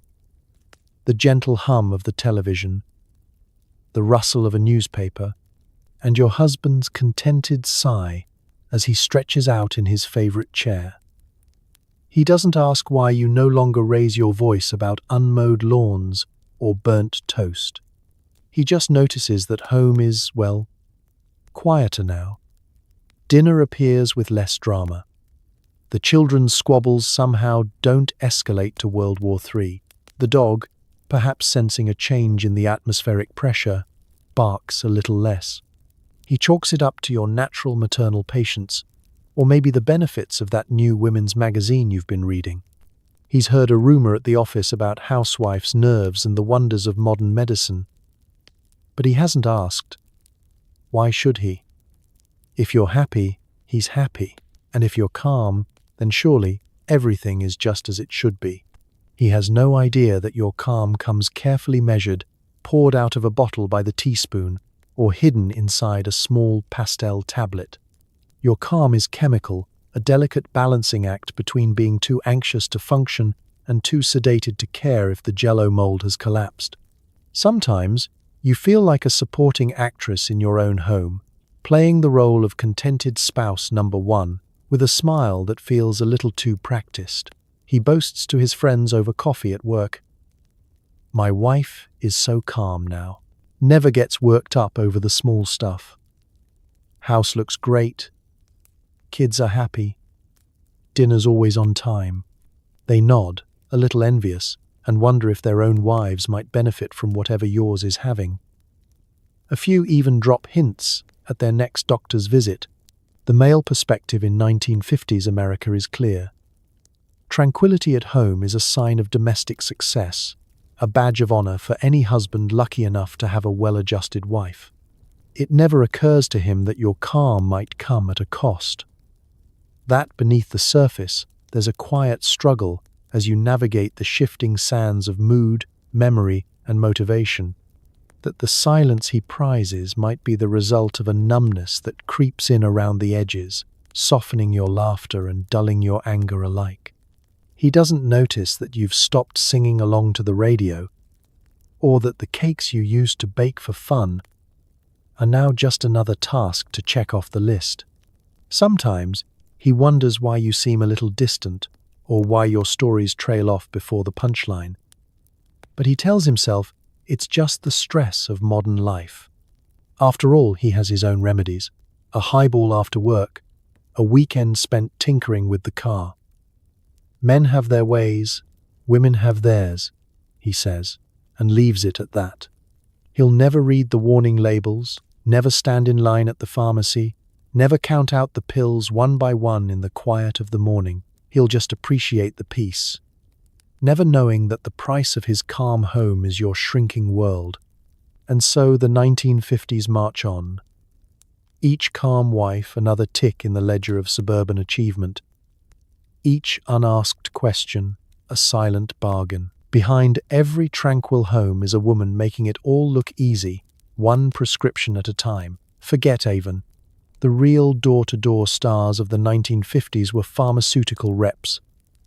Handsome men with suitcases full of samples, promising relief, energy, and a little something for the nerves. Who knew addiction could be delivered like a pizza?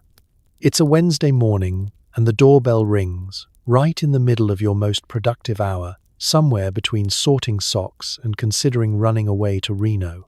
You wipe your hands on your apron, practice your best "I'm totally in control" smile, and open the door to find a man who looks like he stepped out of a toothpaste commercial. His suit is pressed, his hair is perfect, and he's balancing a leather case emblazoned with a logo you vaguely recognize from the last issue of Good Housekeeping. "Ma'am, do you have a minute for your health?" he asks, already halfway through your threshold. You nod, more out of habit than enthusiasm, and he launches into a practiced routine.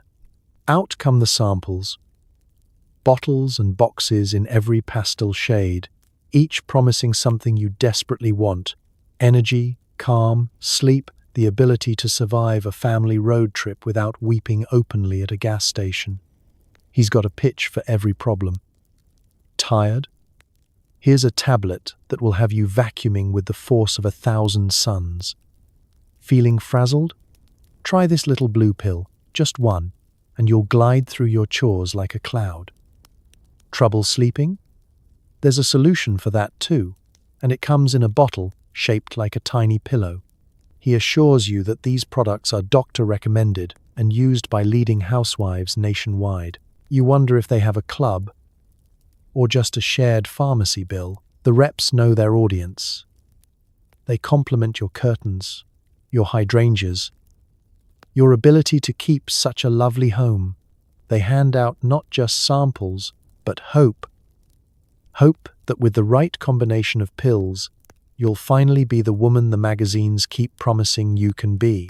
It's not just sales, it's theater, and you're the star customer in the pharmaceutical parade. Of course, you're not the only stop on his route. You watch him cross the street, case swinging, already greeted at Marge's door by a chorus of poodles and the smell of banana bread. The neighborhood is abuzz. Did you see the new guy from Pharmaceutical? Did he have the orange capsules or the green ones? Did he mention that new calmative that works even faster than the last one? By dinner, you're stocked with more samples than you know what to do with. You add them to the growing collection in the bathroom, tucked between the toothpaste and the anti-aging cream. You feel a small surge of satisfaction.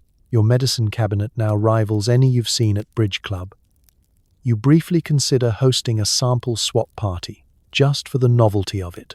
Who needs Tupperware when you can trade tranquilizers? It's only later, as you sit down to write your grocery list, that you realize the pharmaceutical parade has left its mark.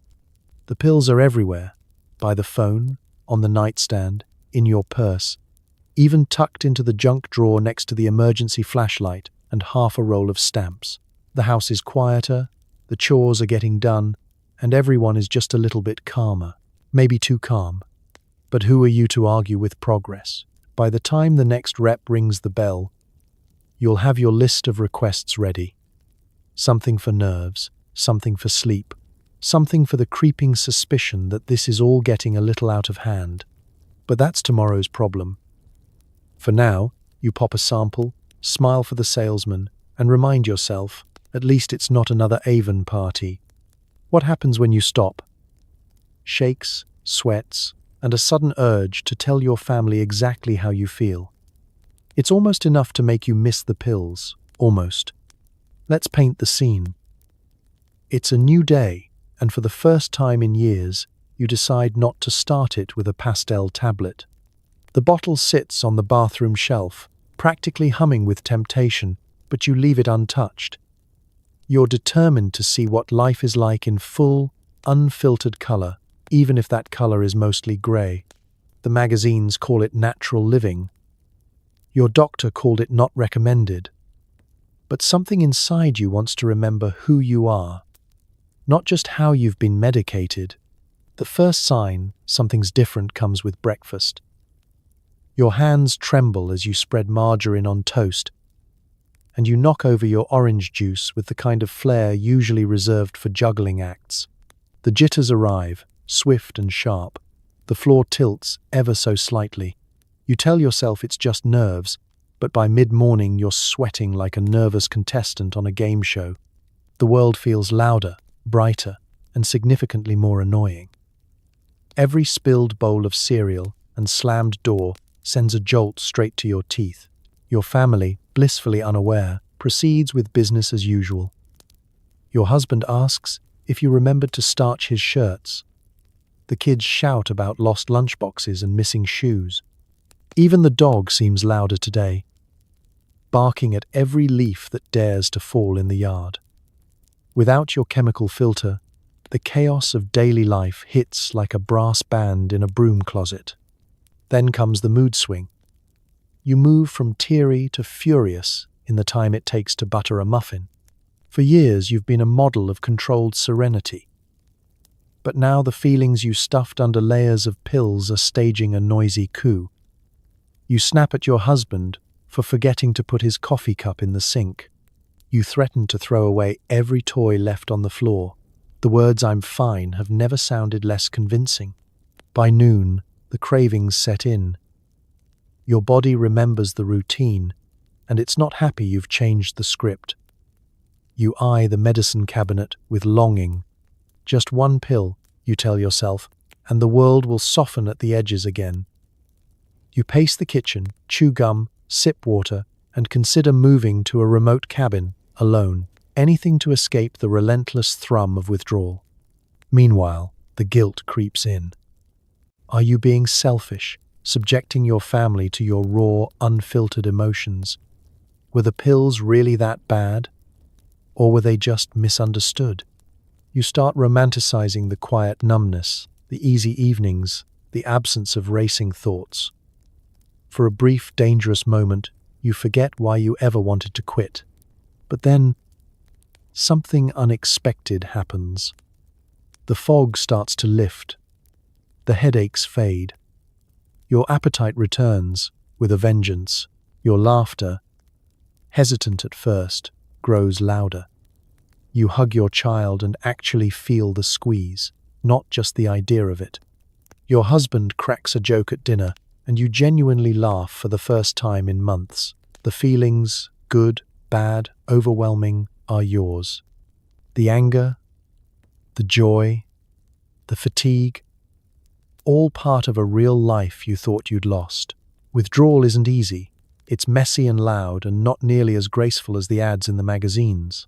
But as the rainbow fades, you begin to see yourself again, flawed, hopeful, and finally alive. Tomorrow, the medicine cabinet will still be there, just in case. But for now, you're okay facing the world as yourself, even if your hands still shake a little. You can't talk about it. You can barely admit it to yourself. But every medicine cabinet on the block tells the same story. Too much, too often, and never quite enough. Let's set the mood. Late evening in suburbia, curtains drawn tight, neighbors' porch lights flickering on, one by one, as if everyone is signaling show's over. You finish the dishes, check that the doors are locked, and linger in the hallway. The house is quiet, but your mind is buzzing with thoughts you'll never voice. There, tucked behind the extra toothpaste and a half-empty bottle of mouthwash, is your growing collection of rainbow pills. You count them by touch, not by sight, just in case someone walks in. After all, you know the rules. What happens in the medicine cabinet stays in the medicine cabinet. It's not just you. Every woman at bridge club, every neighbor at the PTA is carrying some little secret in her purse or bathroom drawer. Everyone talks about the best cake recipes, the right window cleaner, even where to get a good girdle on sale. But no one ever whispers about the real nightly ritual, counting out the doses, hoping tomorrow will be easier or at least blurrier. The silence is suffocating. You want to ask, are you okay? Do you ever take one more than you're supposed to, just to make it through? But you don't. You smile, share casserole tips, and make a mental note of who's looking just a little too rested, whose hands shake just a bit as they pour the coffee. You wonder if Marge next door is taking the blue ones now. Since she started smiling so wide, you can see it from across the hedge. The truth is, you didn't plan on this. It started as an occasional helper, a little something for nerves, a little something for sleep. Then came the hard days, and the bottle was always there, more dependable than a husband or a washing machine. The refills became automatic. The pharmacist stopped asking questions, and still, no one talked about it. Sometimes, late at night, you lie awake, not from insomnia, but from the worry that you'll run out. You wonder if the others feel it too, the low-level panic when the prescription is getting low, the secret calculation of how many days until you can ask for more without raising an eyebrow. You imagine a support group for housewives, but instead of sharing feelings, everyone just passes around a bottle and nods in silent understanding. Even the doctors keep secrets. They lower their voices, scribble on the pad, and tell you it's just a phase. Everyone needs a little help now and then, they say, but you can't help feeling that now and then has quietly become morning and night, and whenever you need to get through dinner without crying into the mashed potatoes. And so, the epidemic grows, one silent, medicated household at a time. The secrets seep into everything. You swap stories about everything, except the one thing that matters. You teach your children to be polite, to say thank you, to keep family business private. You learn to hide the bottles at the back of the drawer when guests come over, and to throw away the empty ones in the neighbor's trash, just in case someone's watching. But deep down, you know you're not alone. The silence isn't just yours. It's the whole block's, the whole country's. Maybe someday someone will talk about it. Maybe someday someone will say, "Me too." Until then, you'll keep your secrets right next to the aspirin, the cough drops, and the hope that tomorrow will be easier. Because in 1950s suburbia, it's not the pills that are dangerous, it's the silence. Sometimes it wasn't just a bad reaction. Sometimes the pretty pills piled up. Neighbors whispered, doctors changed the subject, and another tragic accident was quietly swept under the pink shag carpet. Let's set the scene. The morning is peaceful, with the sound of sprinklers hissing across tidy lawns, and the distant hum of a delivery truck making its rounds. You're stirring sugar into your coffee when the phone rings, not the pleasant chime of a neighbor asking for a recipe, but the tense, clipped tone that means something is wrong. "Did you hear about Mrs. Bailey?" Marge asks, voice lowered as if the receiver might be bugged. You nod, though you haven't heard yet, because you already know the script. Another incident. another casserole in the oven, another set of condolences prepared in the good china. The newspapers never say much, just that it was sudden, a tragic accident or unexpected turn. The real story hovers in the margins, passed in whispers and sidelong glances at Bridge Club. Someone mentions a mix-up with prescriptions, a bad reaction to a new tranquilizer, a sleepless night that turned into something more permanent. Nobody ever calls it what it is. Too many pills, too many problems, not enough honesty. It's a pattern as old as suburbia itself. The bottles line up in the medicine cabinet, their colors promising safety and peace. The instructions blur together after the first refill. Take 1 with food, 2 with water, skip if you're dizzy, double if you can't sleep. The days blur, too, until you're not sure if you took your morning dose or if you just dreamed you did. Maybe the kids distracted you. Maybe the phone rang. Or maybe you just wanted the quiet a little too much. Of course, no one is allowed to talk about it. The doctor mutters something about personal responsibility. The pharmacist asks if you have any questions, then quickly moves on to the next customer. Husbands read the headlines, shake their heads, and declare, "These newfangled drugs are dangerous," before pouring another drink. Housewives comfort each other with cakes and casseroles, but never with the truth. The real cause of death is always the same: silence. The aftermath is a choreography of denial.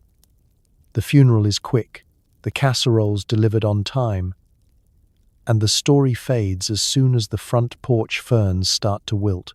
But for the families left behind, the questions never really go away. Was it an accident? Was it a cry for help? Did anyone notice how quiet she'd gotten? How tired her smile had become? The pink shag carpet hides a lot. Crumbs, secrets, the evidence of a life lived under pressure until the seams gave way. Sometimes, the children whisper their own theories, pieced together from fragments overheard in kitchens and hallways. They grow up wary of medicine cabinets, suspicious of pills that promise too much. They remember the day everything changed, the neighbors' voices hushed, the casseroles stacked, the feeling that something was terribly wrong, even if nobody said it out loud. The lesson spreads quietly through the neighborhood. Check your labels, don't mix prescriptions, never take more than the doctor says. But beneath the surface, the real warning goes unspoken. It's not just about the dosage. It's about the crushing expectation to be fine, always fine, even when you're unraveling.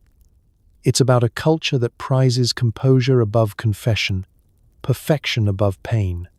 And so, the pills keep piling up, the whispers never stop, and the shag carpet grows thicker each year. Everyone hopes they won't be next. Everyone pretends it couldn't happen to them. But deep down, every house on the block carries a quiet fear that under the right conditions, the line between fine and finished is thinner and more fragile than anyone wants to admit. Eventually, some women got tired of being tranquilized into oblivion. Suburbia wasn't as quiet as it looked, and beneath the veneer of calm, something rebellious started to simmer. It didn't happen all at once. At first, it was just a flicker, a sideways glance over the coffee cups, a hesitation before swallowing the morning's little helper. Housewives who'd spent years living in a pastel fog started to notice cracks in the wallpaper. The endless cycle of pep pills in the morning and sedatives at night, all in the name of keeping the peace, began to feel less like progress and more like surrender. It started small, a missed dose here, a pill quietly left in the bottom of a teacup there. At Bridge Club, someone confessed, "I just didn't feel like taking it today." Heads turned. There was a moment of silence, heavy and electric. Then a few nods. Tentative, but real. Maybe it wasn't just you. Maybe everyone was tired of smiling through the side effects, tired of pretending that chemical calm was the same as contentment. The rebellion was subtle but relentless. Some women stopped refilling prescriptions altogether, telling the doctor, "I think I'm feeling better." Others got creative, trading stories about herbal teas and meditation, and swapping new coping strategies in coded language. "I find a walk helps my nerves," meaning I'd rather sweat it out than swallow another tranquilizer. The pharmacy started noticing a drop in regular orders, but couldn't quite put a finger on why. In living rooms and kitchens, the conversations grew bolder. Women began to ask questions of their doctors, their friends, and most of all, themselves. Why do I have to be calm all the time? What's so wrong with feeling angry or sad or just plain fed up? Marge, queen of the casserole, shocked the whole neighborhood by telling the PTA she'd rather be tired and cranky than a robot with perfect hair. A ripple ran through the crowd. Robot, indeed. The doctors didn't know what to do. Some insisted that progress meant more pills, not fewer, and offered new combinations with even more syllables. But a growing number of women pushed back. They questioned the logic of a system that required them to medicate away their real lives. The rebellion wasn't always dramatic. No burning bras or marches through Main Street. Just a collective decision to feel everything. Even when it hurt, even when it made dinner a little late or the living room a little louder, slowly, houses grew noisier. Arguments weren't muffled, but aired out. Tears weren't just private anymore, they were part of real life, as were laughter, messes, and honest-to-goodness boredom. The myth of the perfectly tranquil home started to fade, replaced by something more chaotic, but also more alive. Some women found strength in numbers, starting informal support circles, where the only thing on the menu was honesty. They compared stories of withdrawal, swapped books about self-help, and sometimes just sat together in silence, letting themselves feel whatever needed to be felt. The greatest act of rebellion, it turned out, wasn't running away. It was staying put, refusing to be sedated out of their own stories. Of course, the world didn't change overnight. The rainbow pills were still there, tempting in their tidy bottles. But the power had shifted. Suburbia learned that true calm can't be bottled, and that fighting back could be as simple and as radical as choosing to live, awake and unfiltered, in all the beautiful, noisy mess of real life. The revolution was quiet, but it was real. And from that quiet rose a generation of women who decided that being fully alive was better than being perfectly numb. The pills changed, the colors changed, the promises stayed the same. Modern medicine might be safer, but the longing for an easy fix is still hiding in every commercial break. Fast forward to today. The shag carpets are gone, but the commercials still whisper solutions for all your modern woes. Stress, sadness, stubborn belly fat, sleepless nights, social awkwardness, and anything that doesn't feel like happiness. The bottles aren't as pastel, the labels are longer, and there's a government warning stamped on everything. But when you open your medicine cabinet, there's still a lineup of pharmaceutical hope, now with bonus QR codes and 3 pages of side effects. The rainbows had a branding update, but the dream inside is eerily familiar. You sip your coffee and watch TV, where celebrities and animated butterflies urge you to ask your doctor if you qualify for the latest breakthrough. The actors are happier, healthier, their lawns greener, their children quieter, just like the old ads, but now in high definition. They promise the solution is easy, discreet, and, above all, available with a low monthly copay. You realize, with a pang, that the only thing that's really changed is the style of the kitchen. Doctors are more cautious now, handing out prescriptions with more paperwork and less fanfare. But the questions remain. Are you sleeping well? Are you anxious? Are you happy? If you say no, there's always a solution, usually in pill form, but sometimes a patch, a spray, or a gummy that tastes suspiciously like candy. The methods have evolved, but the message hasn't. Normal life is a problem to be fixed, not a state to be lived in. The pharmacy aisles are longer and brighter, but also a little lonelier. There's less chit-chat, fewer bridge clubs, and more late-night scrolling through health forums. The support group is online now, and confessions come with usernames and emojis. The stigma isn't as heavy, but the pressure to be fixed, optimized, and perpetually fine is still alive and well. You catch yourself comparing bottles with friends, not at the PTA but at brunch, or via text. What are you on these days? Does it help you sleep, or just make you crave cookies? Everyone has their own cocktail of coping mechanisms. Yoga, mindfulness apps, supplements that promise clarity, and, if all else fails, the time-honored tradition of eating cereal straight from the box at 2 a.m.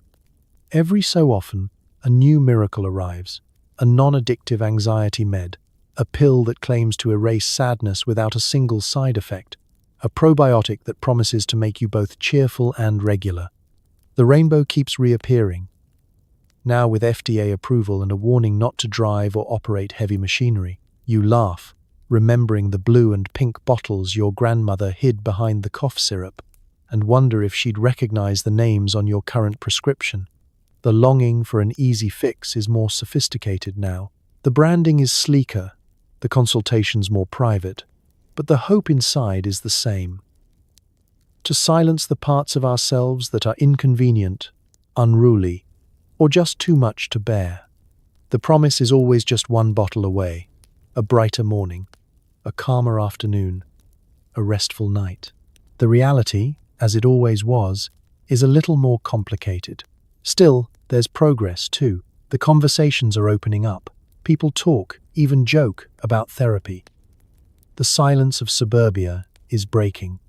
It's safer now to admit that sometimes things aren't perfect. Maybe that's the real legacy. Not the rainbow pills, but the courage to say out loud what was once only whispered behind closed doors. Because the rainbow never really fades. It just changes shape, color, and dosage. And the search for a better life, one pill, one conversation, one day at a time, continues in all its messy, hopeful, wonderfully human ways. It's Tuesday night, and you're surrounded by women who all claim they love making cupcakes. Underneath the polite small talk and pastel sweaters, there's a quiet battle raging. Whose pill will kick in first? Welcome to the PTA, where the real drama happens at the pharmacy, not the bake sale. The meeting is called to order by Mrs. Davenport, who hasn't blinked since she walked in. Her eyes are as wide as the trophy case in the school lobby.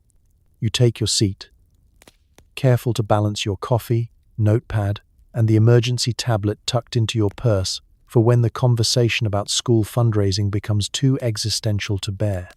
The folding chairs squeak as everyone shifts for optimal visibility, not to the blackboard, but to each other. Status is measured in poise, patience, and the discreet rustle of prescription bottles. The agenda is printed in cheerful Comic Sans. But don't be fooled. This is serious business. Should the school switch to non-toxic glitter for craft projects? Will the spring carnival feature real ponies or, heaven forbid, just a clown on stilts? The debate over cookie ingredients becomes heated, and the tension in the room spikes higher than a blood sugar crash at the dessert table. You feel the first tremors of your own helper kicking in, smoothing the edges of your nerves just enough to prevent a public meltdown over frosting preferences. But you're not alone. Across the table, Marge is tapping her pen with the relentless energy of someone whose morning coffee came with a side of dexedrine. Linda, meanwhile, is practically melting into her chair, smiling beatifically at everyone, possibly riding the tail end of a mild tranquilizer. You watch the subtle glances, the knowing nods, the way someone stirs their tea with just a bit too much vigor. This isn't just a PTA meeting, it's a pharmaceutical arms race, and everyone is playing to win. The competition is fierce, but unspoken. Who can stay calm when Mrs. Robinson proposes turning the art room into a quiet zone with strict noise quotas? Who can feign the most enthusiasm for the annual walk-a-thon without accidentally volunteering to chair the committee? You wonder how many of the serene smiles are genuine, and how many are the result of modern chemistry. Someone makes a joke about mother's little helper, and the laughter is just a touch too loud, just a beat too late. You find yourself performing too, smiling, nodding, volunteering to bring something healthy to the next event, even though you know it'll be easier to show up with a tray of store-bought cookies and a very creative explanation. You marvel at how everyone manages to look both exhausted and perfectly composed at the same time.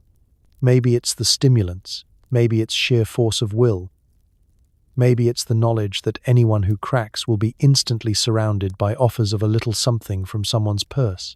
As the meeting drags on, the air grows thick with both floral perfume and the sense that you're all barely holding it together. Someone passes around sign-up sheets, and for a moment, your mind goes blank. Did you already agree to head the book fair, or was that last year?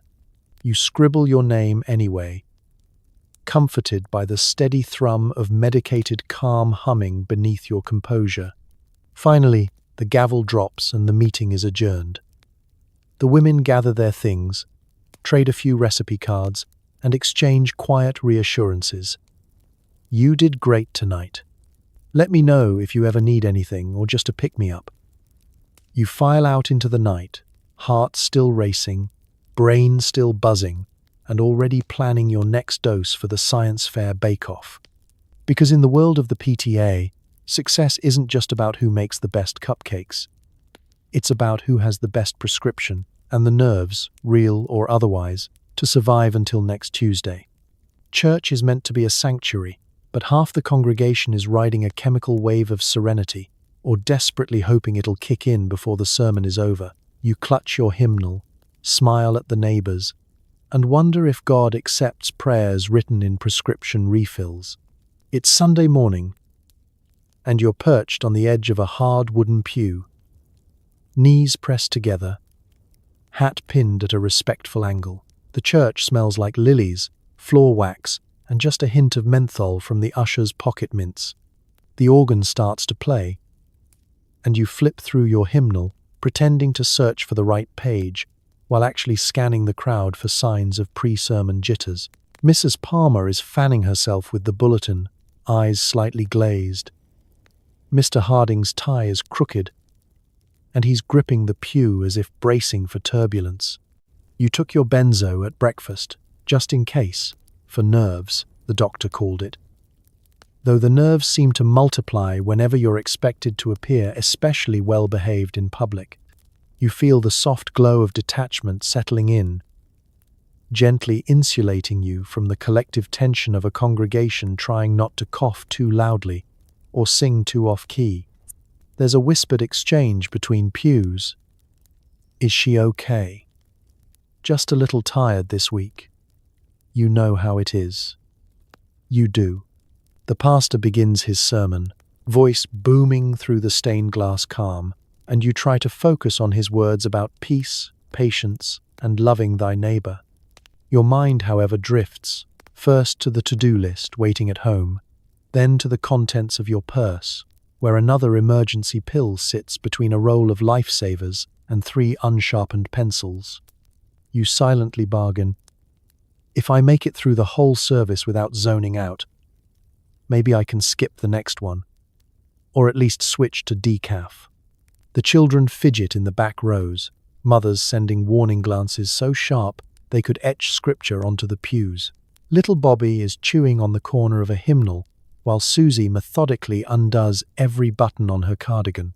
Somewhere, a baby wails, a sound that once would have set your nerves on edge, but now just blends into the liturgical wallpaper. You envy the choir their ability to belt out hymns at full volume, unburdened by the need for pharmaceutical fortitude. The offertory arrives, and as the collection plate is passed down the row, you catch snippets of whispered conversation. I hear her doctor switched her to something new. She's been so calm lately. It's the blue ones, Or maybe the yellow. I can never keep track. The older ladies trade prescription tips as readily as they do soup recipes, their voices lowered to a reverent hush. As the final hymn swells, you find yourself both grateful and mildly alarmed at the state of collective calm. Are you all really this serene, or just this sedated? The benzos have done their work, smoothing the edges of anxiety and replacing genuine connection with a kind of floaty solidarity. The service ends, and everyone files out, shaking hands, exchanging practiced smiles, and offering assurances that this week will be better, surely.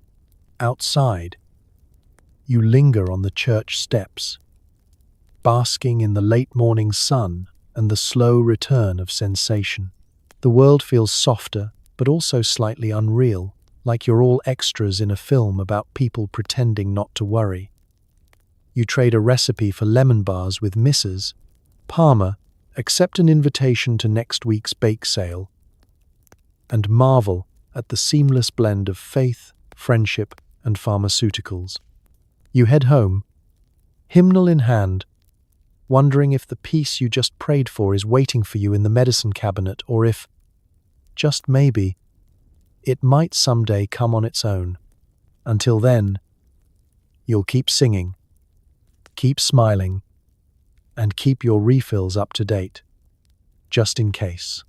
There's a knock at the door, and it's not the milkman, it's your doctor, black bag in hand, and ready to solve every problem with a new color-coded tablet. He's equal parts healer, therapist, and 1950s drug dealer, and you're not sure whether to thank him or hide the empty bottles. It's a Thursday afternoon, and you're halfway through rearranging the linen closet for the third time this week when you hear the doorbell. The dog starts barking as if announcing royalty. You smooth your hair, hide the laundry basket, and open the door to find Dr. Phillips smiling warmly. Ty just a little too cheerful for someone who spends his days discussing digestive complaints and nerves. He tips his hat, steps inside, and deposits his weathered black bag on the coffee table as if he's moving in. House calls are supposed to be reassuring, a personal touch in an age before voicemails and telehealth. But as you offer him a seat and a cup of coffee, you realize there's a ritual at play. He asks how you're feeling, really feeling, eyes darting discreetly toward the telltale line of pill bottles peeking from the kitchen counter. You want to be honest. Should you admit you haven't slept through the night since the Eisenhower inauguration? That your nerves are frayed and your patience is as thin as your best tea towels? Or do you just smile and say, "Oh, I'm fine, just a little tired"? Dr. Phillips listens with the patience of a man who has heard every complaint, from varicose veins to existential malaise. He nods sympathetically as you describe your low energy, your sleepless nights, your sudden urge to alphabetize everything in sight. He jots a note, pulls out a sample bottle, blue, pink, yellow, take your pick, and explains that modern science is working wonders for women like you. For every problem, there's a pill. For every symptom, a solution. You wonder if he's keeping score. How many housewives on the block are trying the blue ones? Is Mrs. Carson across the street still on the yellow? Has he run out of pinks this week, or is there a new color on offer? Prescription roulette is a neighborhood pastime, and everyone is in on the game. You nod politely, accept the new tablets, and try not to let your gratitude sound desperate. He asks after your husband and the children, reminding you that a calm mother is a happy home. You imagine the doctor making similar pronouncements in a dozen houses a day, each time leaving behind a trail of pastel capsules and slightly more compliant households. He scribbles your refill on a pad with a flourish, tears it off, and slides it across the table with the gravity of someone handing over state secrets. When Dr. Phillips leaves, you stand in the doorway and watch him head off to his next stop. You're left with a prescription slip, a vague sense of reassurance, and the quiet realization that your well-being now depends on a color-coded calendar and the whims of pharmaceutical salesmen. You tuck the new bottle in the cabinet, lined up beside its siblings, and make a mental note to never, ever confuse the sedatives with the appetite suppressants. The rest of the afternoon drifts by in a haze of minor side effects and cautious optimism. Dinner gets made, the kids squabble, the dog knocks over a potted plant, and you make it through another day. You glance at the empty bottles accumulating under the sink and wonder how many more house calls it will take before you can face a day without reaching for help in tablet form. In 1950s suburbia, every knock at the door brings a new solution and a new spin of the prescription roulette wheel. The real gamble isn't which pill to take, but how long you can keep playing before you finally ask, is this really what better feels like? Out in the backyard, you kneel beside the roses, gossiping about neighbors and deadheading hydrangeas. Beneath the gentle tinkling of iced tea glasses, the real gardening secret is a shared stash of pep pills, turning every weed-pulling session into a high-energy therapy group. Let's paint the scene. It's a sunny afternoon, and the air is thick with the sweet scent of honeysuckle and just a hint of competitive spirit. The garden club meets every Thursday, rain or shine, beneath the awning of Mrs. Robinson's prized patio. You arrive armed with gardening gloves, a spray bottle labeled Miracle Mixture, and a little pill discreetly tucked in the zippered pouch of your apron. Dexedrine, the unofficial sponsor of Suburban Stamina. The club is a study in pastel coordination. Sun hats tilted at jaunty angles, matching floral gloves, and not a grass stain out of place. The conversation bounces from mulch brands to missus, greens suspiciously out of season peonies. She must have a secret, someone whispers. But everyone knows. The only real secret is pharmacological. After all, nobody prunes 12 rose bushes and still has the energy to bake a bundt cake without a little help from modern science. You settle into the rhythm of the afternoon, snipping and gossiping with a vigor that defies both the heat and your natural circadian rhythms. I just don't know how you do it, Marge says, eyes glinting behind her sunglasses as she hands you another glass of iced tea. You smile, fingers moving so fast you accidentally decapitate a perfectly innocent daisy. Oh, it's just good planning. And maybe a little dexedrine. You both laugh, a touch too loudly, as if the roses are in on the joke. Conversations turn confessional as the caffeine and stimulants do their work. Grievances about in-laws and husbands are aired between discussions of fertilizer ratios and aphid infestations. Honestly, I'd be lost without my morning pep, confides Linda as she weeds with surgical precision.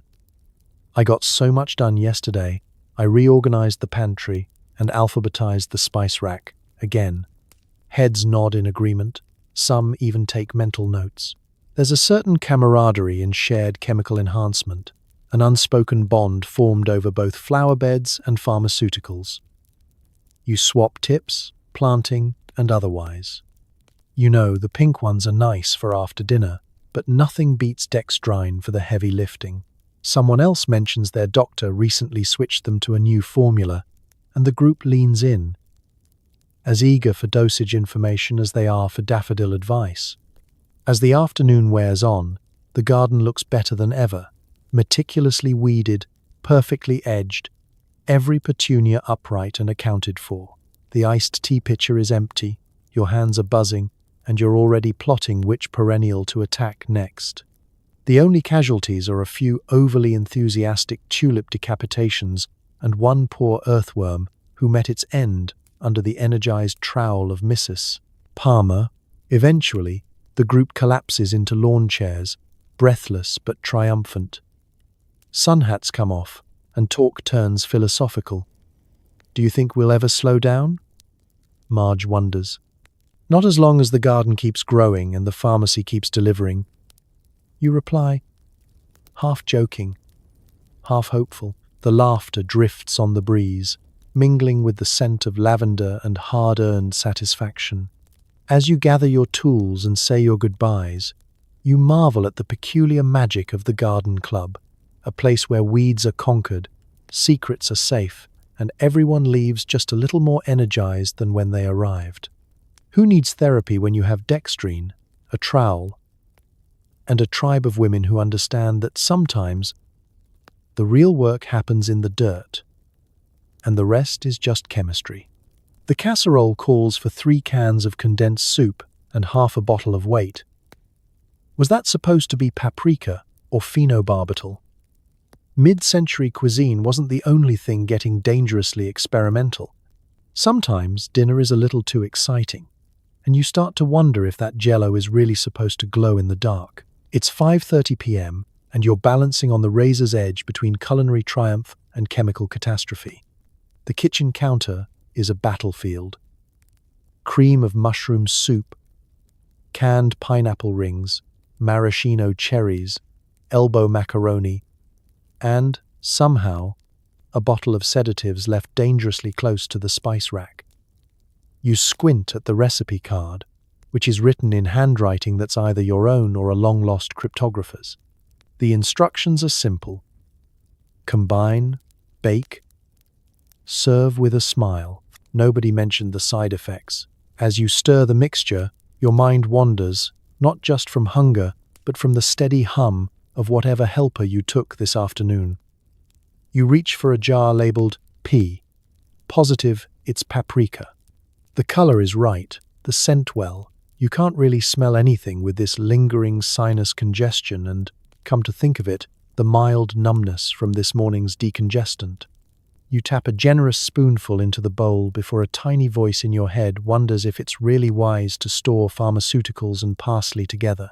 The answer, as with so many things in the 1950s, is probably not, but nobody told you otherwise.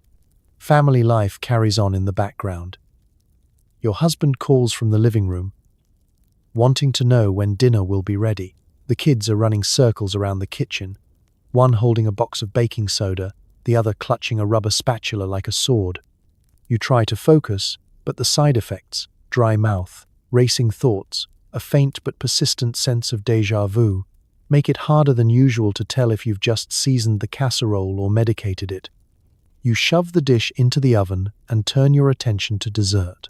Jello, obviously, preferably in a shade not found in nature, studded with fruit and possibly bits of marshmallow. As you mix the powder and water, you notice a faint luminescence. Was that in the recipe? You shrug. It's 1956. Science is everywhere, and surely nothing approved by the FDA would ever glow unless it was supposed to. Dinner time arrives, and you serve your creation with the cheerful confidence of a woman who's decided not to worry about minor details like recommended dosage. Your husband takes a bite, pauses, and asks, "Did you try something different with the sauce?"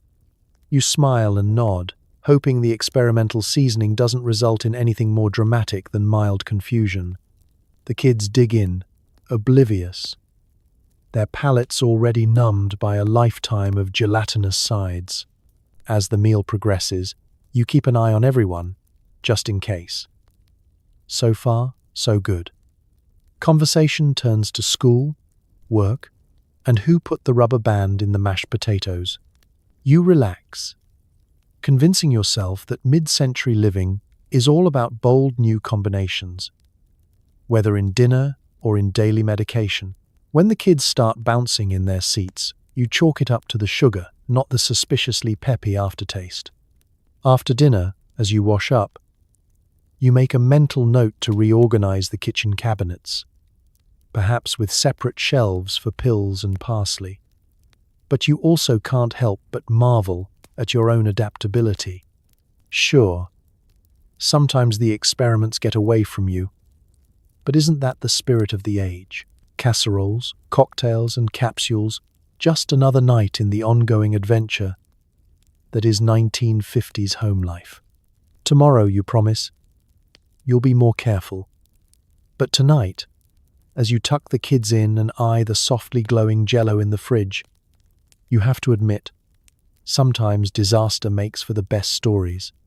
And so, as the pastel lights of 1950s suburbia flicker out and your kitchen finally falls silent, take a deep breath A real one.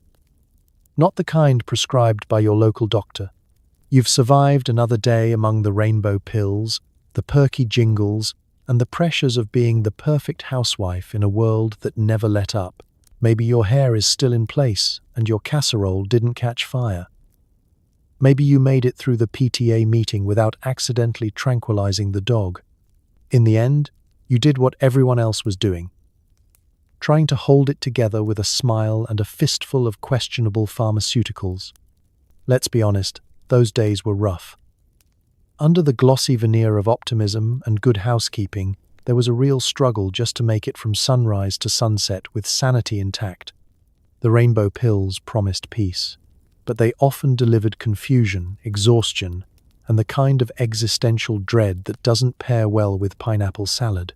Yet somehow, those housewives kept going.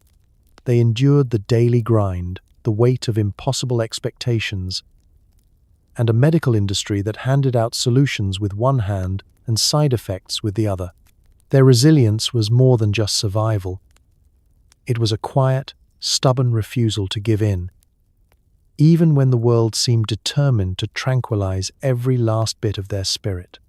So tonight, as you slip beneath your clean sheets, maybe after taking nothing stronger than a cup of herbal tea, spare a grateful thought for those women, for their perseverance, their humor, and their ability to find a moment of laughter, even in the strangest circumstances. Because if history teaches us anything, it's that people are absurdly hopeful and remarkably tough, even when faced with the hazards of barbiturates, burnt toast, and matching kitchen appliances. Rest easy. The rainbow pills are just a memory now, but the lesson remains. Appreciate your comforts, question your quick fixes, and remember that sometimes the bravest thing you can do is simply to wake up and do it all again tomorrow. Good night, and may your dreams be colorful in a safe, prescription-free kind of way.